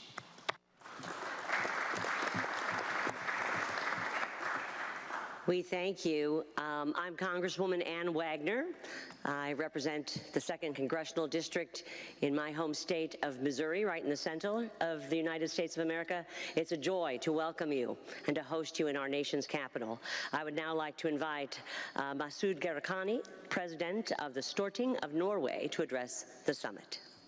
Thank you. Dear colleagues, thank you for inviting us to Washington to celebrate the 75th anniversary of NATO. Inviting parliamentary leaders representing the beating heart of democracy in every NATO country sends a strong message to the whole world. Our rock-solid commitment to this alliance, including increases in defense spending, enjoys very broad support among our people.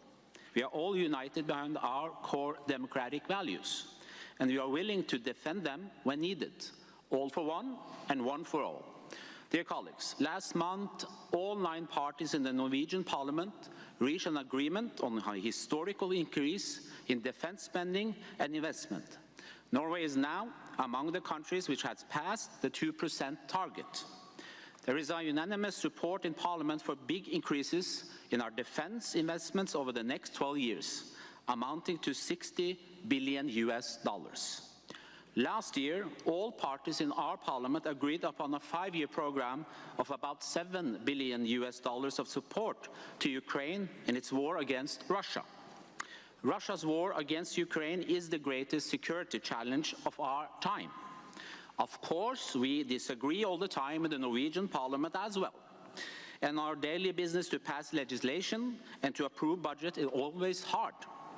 But our unanimous decision on the long-term defense plan and our multi-year support for Ukraine tells you the following. On issues of fundamental importance to our nation's security, to transatlantic security and a rule-based international order, our democracy stands firmly united and committed to doing our share. Dear colleagues, Norway borders Russia in the north. For 75 years, we have been NATO's ears and eyes in the region. Finland and Sweden, as very welcome members of NATO, will strengthen the security of our Nordic region and alliance. Dear friends, democracy and freedom are among the core values we defend in our alliance. Unfortunately, we see in the world today a growing challenge of authoritarian regimes banding together. The support for Russia's war on Ukraine from the likes of North Korea, Iran and China shows this very clearly. As Secretary General Stoltenberg recently said, the war in Ukraine demonstrates that our security is not regional, it is global. This is why it's very important that we strengthen our cooperation with our global partners. We are stronger together, and as free and democratic societies work more closely together, we will all be more secure. Thank you for the attention.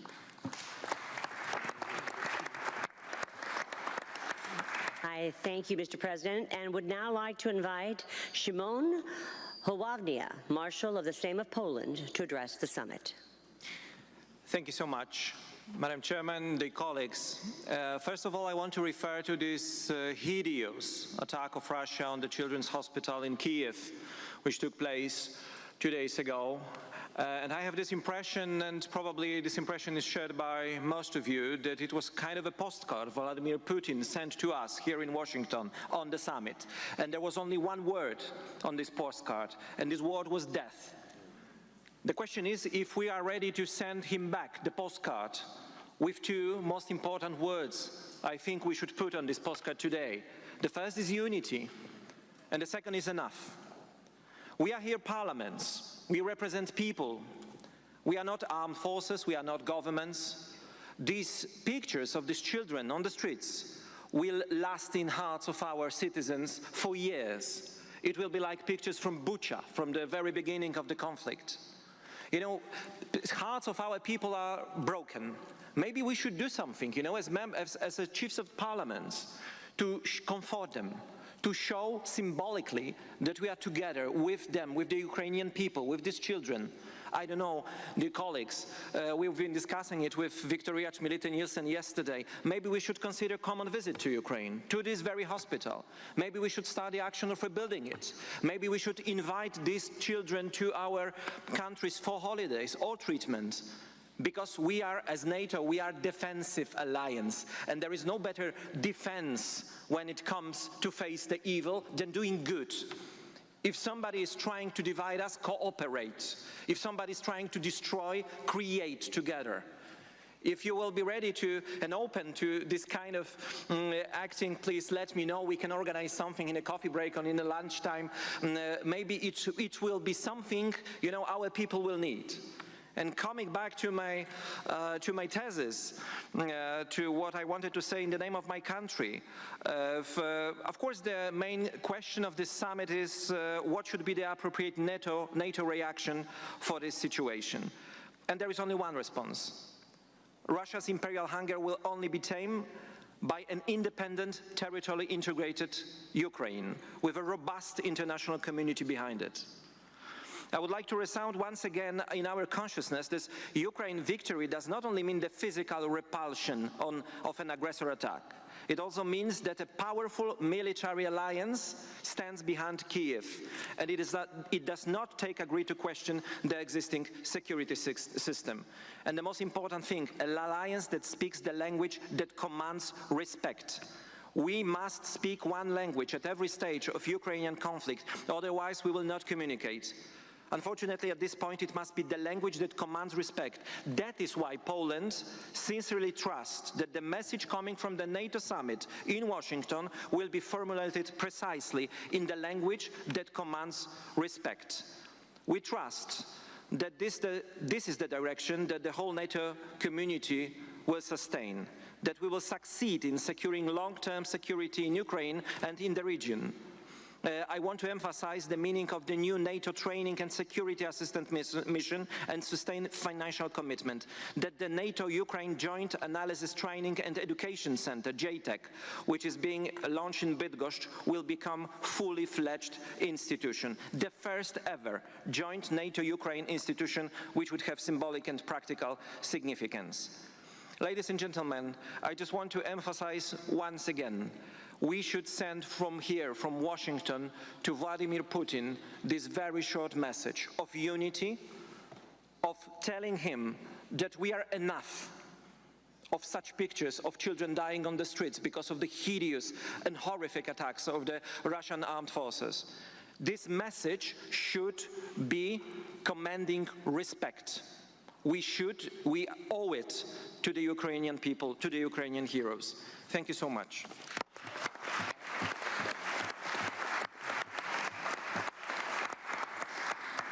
I thank you, Mr. Marshall, and I'd now like to invite Jose Pedro Aguiar Brancos, the Speaker of the Assembly of the Republic of Portugal, to address the summit. Thank you, Mrs. President. Dear colleagues, we condemn in the strongest terms the Russian attacks in Ukraine that victimized dozens of civilians, including children. We are a reliable partner of NATO. We are a reliable partner of Ukraine. Though Portugal is a Western European country with no borders with Ukraine, our commitment towards Ukraine is unquestionable. We stand with NATO in its policy towards Ukraine. The financial pledge is important as well as a more present NATO coordination on the ground. We support Ukraine as a future member of the alliance. There is a consensus among the Portuguese in support of the Ukrainian cause. Recently, a group of war wounded that are being treated in Portugal was cheerily applauded at the plenary session in Parliament by all political forces. In my country, there is a consciousness that the conflict in Ukraine is also a fight for freedom. The freedom of democracy that took us so much time and effort and suffering to regain after decades of dictatorship. This year, we are celebrating the 50th anniversary of the Carnation Revolution. 5 decades of democracy is not much. We know in Portugal that the fight of the Ukrainians is a fight for democracy. They are fighting for all of us. My second message is related to the South. The South is part of the threatening Russian strategy. The alliance cannot ignore it. The southern flank must be perceived in the alliance for its relevance regarding the threats of the eastern flank. Russia's war strategy is not only limited to its immediate borders, nor to traditional warfare. We are all aware of Russia's hybrid warfare. This also includes disinformation on NATO and on the proposals of NATO's enlargement. The battle on the southern flank is mainly a battle of narratives, a battle that the West could lose if we keep ignoring it. This is why Portugal remains so actively vocal about the need to effectively engage NATO 360 degrees. Fortunately, the report produced by the Independent Expert Group on the Southern Neighbourhood gives some interesting suggestions that we hope the Alliance will take into consideration during the summit. Taking care of the South does not mean forgetting the East, nor does taking care of the East means forgetting the South. We need to listen more and more carefully to our southern neighbours. We need more dialogue and we need to communicate better. Thank you so much.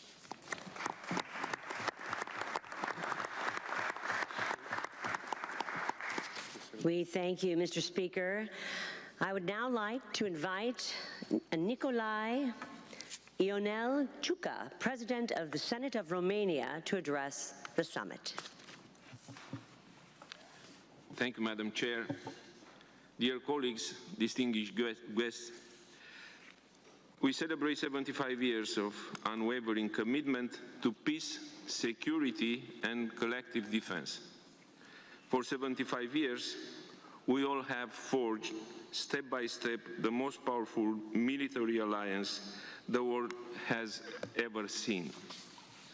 NATO has stood as the cornerstone of transatlantic security since its inception, providing a shield of stability and a beacon of democratic values. The alliance's principles of mutual defense and cooperative security have never been more crucial, especially as we navigate the complex and evolving threats of the 21st century. Romania, member of NATO since 2004, has continually demonstrated its dedication to the alliance's objectives. Our strategic locations on NATO's eastern flank places us at the forefront of both defense and deterrence. Romania has consistently met and exceeded its defense spending commitments, enhancing our military capabilities and contributing to NATO missions and operations worldwide. Our men and women are actively engaged in safeguarding peace from Baltic Sea to the Black Sea, reflecting our steadfast commitment to regional and global security. This summit offers us a unique opportunity to address the pressing challenges that our alliance is facing. The ongoing conflict in Ukraine underscores the urgency of our collective response to aggression and the importance of supporting our partners in their pursuit of sovereignty and territorial integrity. We are also condemning the Russian strike on Ukrainian hospital. Our partners are fighting for the good side of history, for the same values we believe in. The challenges we face as NATO members and allies are a mixture of old wars and new wars, of past and future, of military tactics and technological advancements. We have to find the right balance to protect our fundamental values without changing or losing them on the way.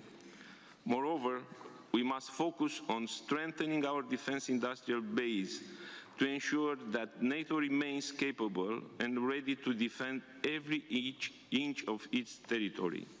It's also obvious that we must keep a strong NATO presence in the Black Sea region. In addition, we need to increase the level of political dialogue and practical support for the other Eastern partners, especially the Republic of Moldova and Georgia. Looking ahead, Romania will continue to advocate for enhanced cooperation and burden sharing within the alliance. We believe in a robust and resilient NATO that adapts to new threats, including cyber warfare and hybrid tactics. Our commitment to NATO's future is unwavering, and we are ready to contribute to the strategic decisions that will shape the next 75 years of our alliance. In conclusion, the strength of NATO lies in our unity and our shared values.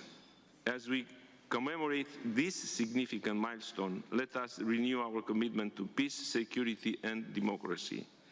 Together, we will ensure that NATO remains a powerful force for good in an increasingly complex world. Thank you very much.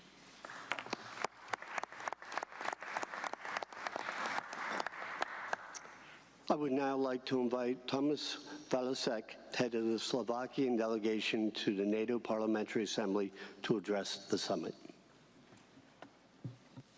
Many thanks, Chairman, and first of all, thanks to all of our hosts for their gracious hospitality. This will be the third summit dominated by the Russian attack, not only on Ukraine, but on the European security architecture as such. The alliance has responded admirably with the deployment of 4 additional battle groups to the frontline states, being just one of the most important and groundbreaking measures to have been taken to date. I'd like to express our gratitude to our Czech colleagues for having led the force in Slovakia since its inception, and to our Spanish colleagues who have taken over from the Czech ones just recently. Muchas gracias. Despite many predictions to the contrary, Ukraine is still standing and fighting. While we all wish for peace soon, the shortest path to the end of violence lies through our continued military support to Ukraine. It is clear that Vladimir Putin will not stop until he sees a realistic chance of further military advances. So let's help him see the futility of further violence, such as the despicable attack on the Children's Hospital yesterday. The subject of military support has been a delicate one in Slovakia, but I'm happy to report that aid continues to flow from our defense companies. In fact, if anything, it has grown in recent months, despite the political changes. This kind of resilience will be essential for Ukraine to be ready for any future talks. We urge the alliance to put in place measures at the summit that guarantees such support to Ukraine for years to come. We have not chosen this conflict, but now that it is upon us, let's make sure that we see it through to a successful end. Thank you very much.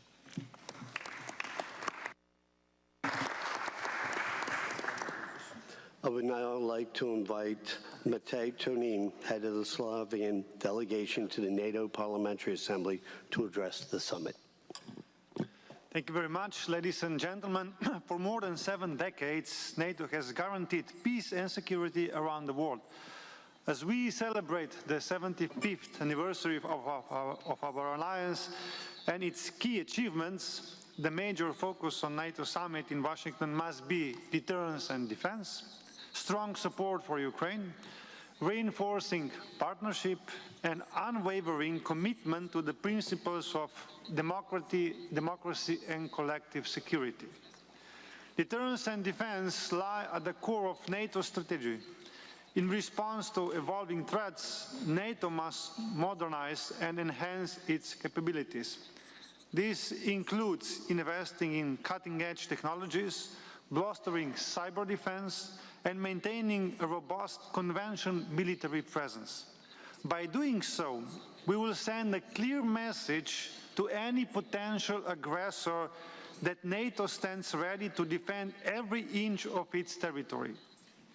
The unity and preparedness of our alliance are our great strength, deterrent threats before they materialize. Burden sharing is another critical aspect of NATO's future.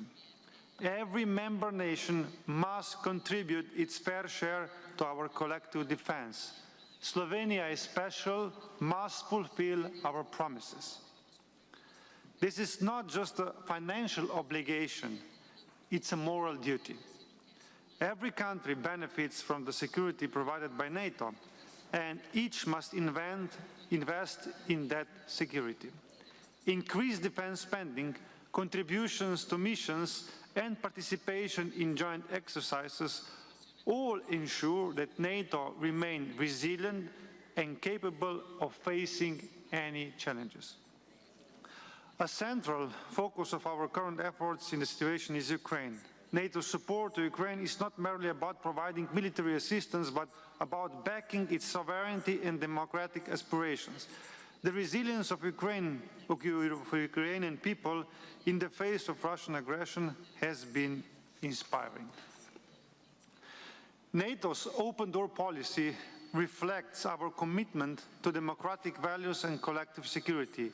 We welcome any European nation that shares our values and is ready to take on the responsibilities of membership. This policy has been a source of strength, spreading stability and democracy across Europe. Supporting aspiring members like Georgia in Bosnia and Herzegovina in their reform efforts and integration to European Atlantic structures is therefore vital. And in the end, don't forget, Western Balkan situation remains challenging.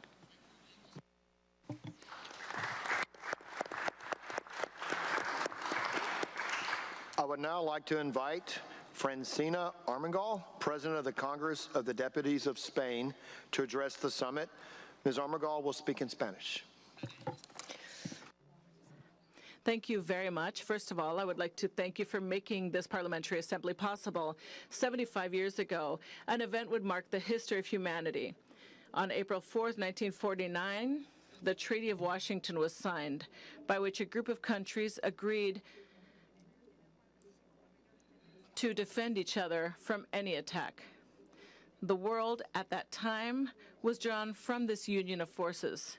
Throughout all these years, this very powerful alliance with 32 members today has ensured security and the peaceful resolution of conflicts. But what was forged was not only a defensive border. Article 10 of the North Atlantic Treaty includes the essential requirements for membership in this alliance: the commitment to democracy, the obligation to regulate oneself by a free market economy, to be governed by the rules of the rule of law, and to treat minorities fairly. These are some of the values that underpin this pact that we celebrate today: union, solidarity, justice, and the search for peace. These are the major themes that bring us together here on the 75th anniversary. The world that we knew continues to transform, to suffer severe impacts, aggressions, tensions that endanger the international order by which we have conducted ourselves until now, the fundamental values that underpin our stability, and with it the stability of our democracies, our rule of law, the possibility of our societies living in equality, justice, and progress are dangerously threatened. It has been more than 2 years since a war on European soil. Russia's war against Ukraine has caused serious global consequences. Locally, the destruction of that country, which we condemn, we vigorously condemn yesterday's attack against the Kyiv Children's Hospital, and their global consequences: a terrible humanitarian crisis, but also an energy crisis and a serious food crisis. That is why Spain once again reaffirms its commitment to the Ukrainian people, which we have maintained from the beginning and that we will continue to always maintain. And we hope that soon we are able to talk about the recovery of that country. But we cannot forget that this heartbreaking conflict, it's not the only one in the world. We can't forget the terrible situation in Gaza, or as many represented, as Belgium and Portugal have stated, the situation of the southern flank. For Spain, this is undoubtedly a priority to have a very strong perspective when it comes to Africa, specifically the Maghreb and the Sahel, in order to ensure stability. The commitment to preserve united our democracies must be stronger today than ever. And parliaments are essential pieces in this. We know that this is our raison d'etre. We celebrate this alliance. Let us make it even stronger. Thank you very much.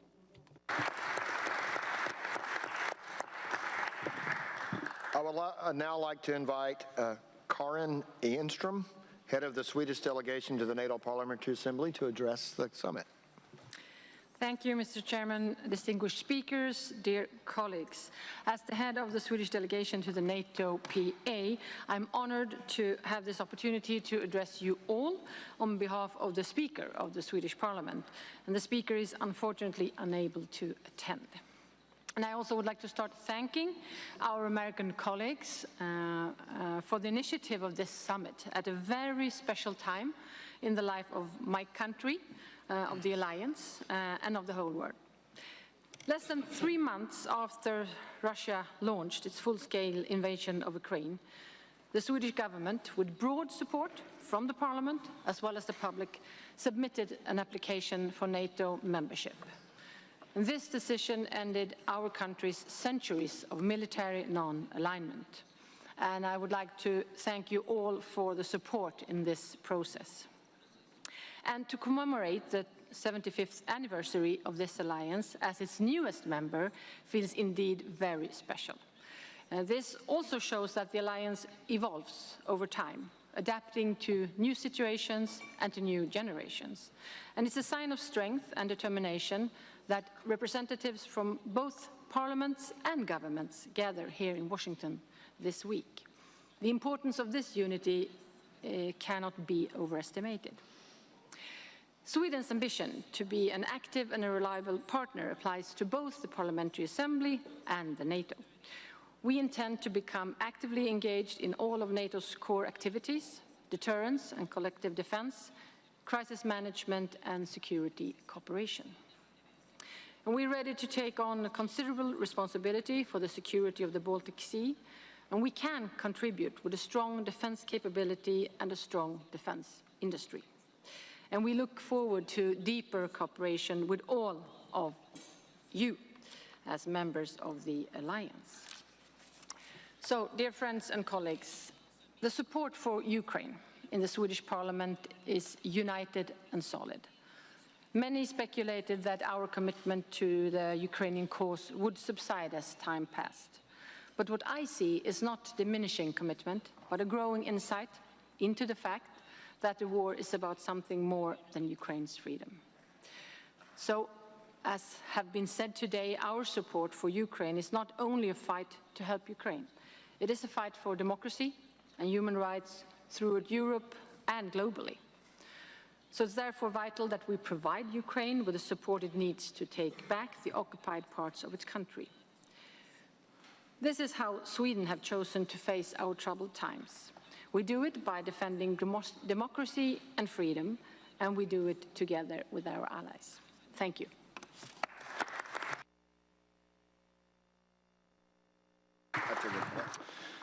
Thank you very much.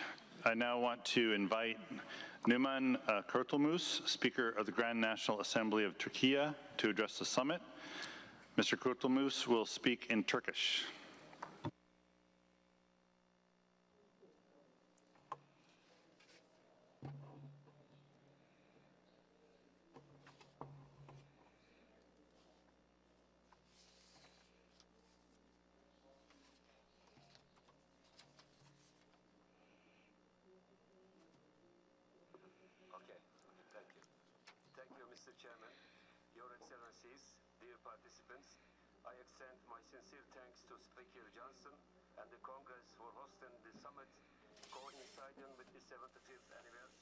Of the establishment of our alliance.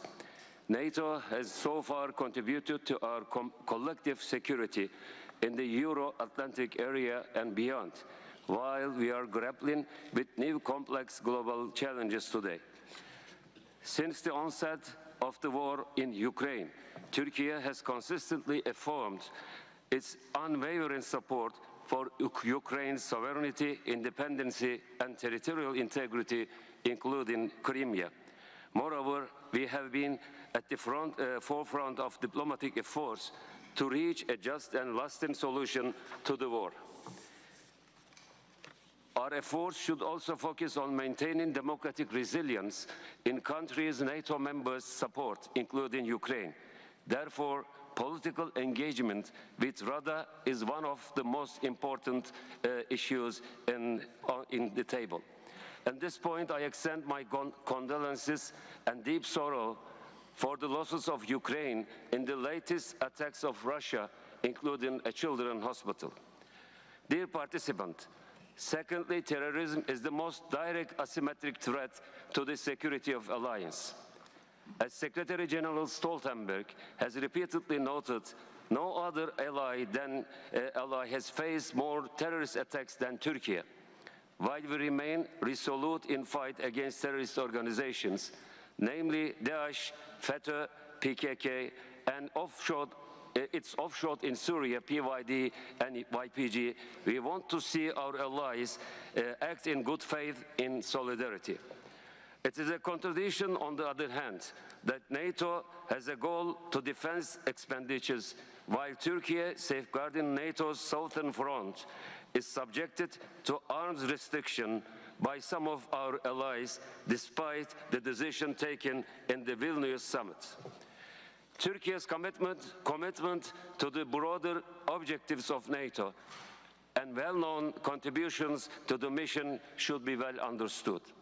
Last but not the least, we members of the most powerful defense organization of the world cannot turn a blind eye to one of the most pressing global issues, to the immense human catastrophe unfolding in Gaza. This bloodshed and the massacre of Israel must be stopped. There is a grave risk for the situation escalating into a regional war. In our discussions on global security, we must align ourselves with the common front of humanity for fairness and justice. We call on alliance to declare no more to Netanyahu government's aggression. We call for an immediate permanent ceasefire, unhindered humanitarian access, and two-state solution to the Palestine-Israeli conflict. Dear colleagues, it is the responsibility of NATO members to stand together to prevent war and to preserve peace.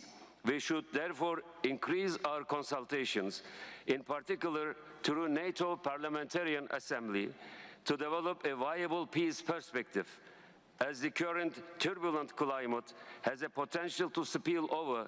The international governance has unfortunately lost its ability to respond to global crisis. Two main principles should guide us in our future endeavors to build a just international system. The first, I believe, should be the equality of all human beings in their rights and dignity, and the second, sovereign equality of all states. I thank you so much.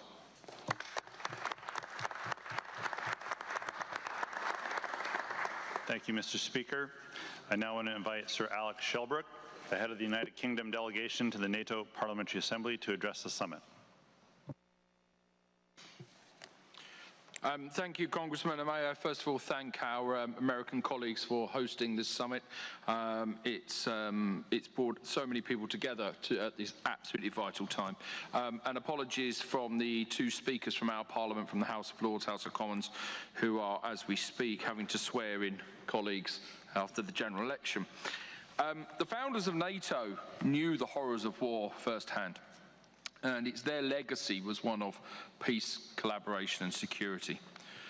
And after 75 years, there are some colleagues, parliamentarians around the world, who would question whether NATO and defence is too expensive, or is it a Cold War relic?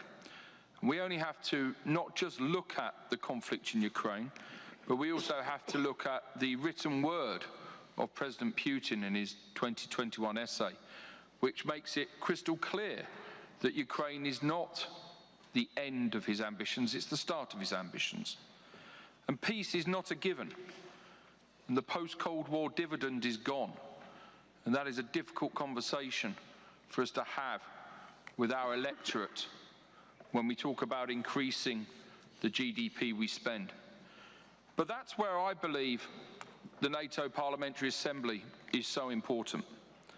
In fact, I believe the NATO Parliamentary Assembly has never been this important since the end of the Cold War.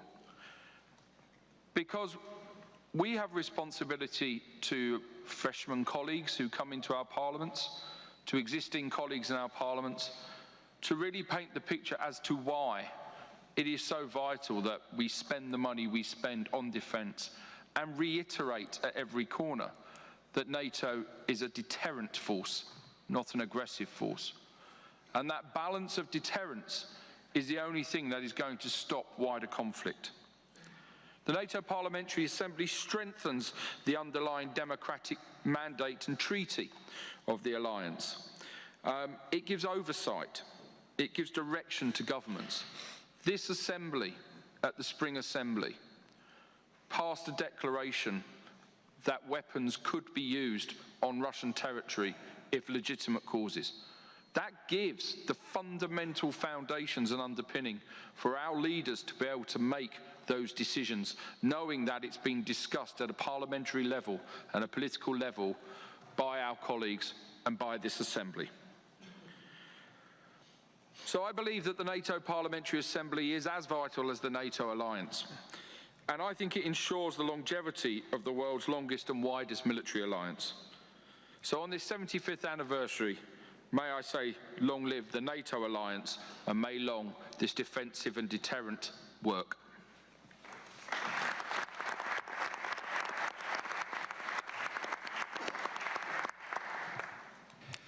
Well, thank you all for the contributions that you have made to this dialogue. We're going to continue that dialogue as we then break for lunch. We're going to go to the Library of Congress, where many of you have been before. We're going to let the British delegation come with us, even though they burnt it once.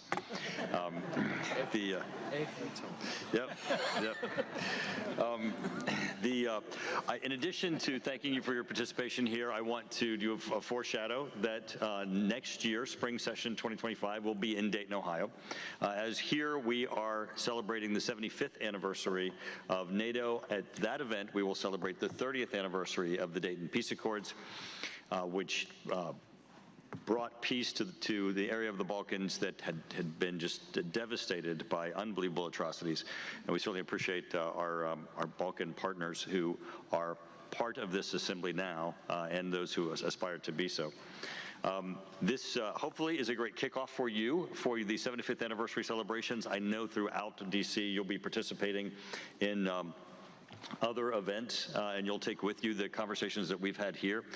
If during your time in D.C. there are any issues that arise or that you need any assistance, please feel free to also contact my office. I know you each have your embassies to be in touch with, but if there are issues, please feel free to contact my office. We'd be glad to help you.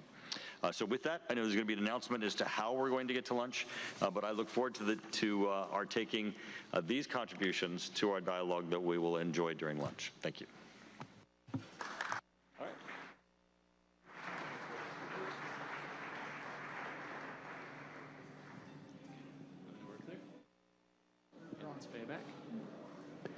This concludes the NATO Parliamentary Summit.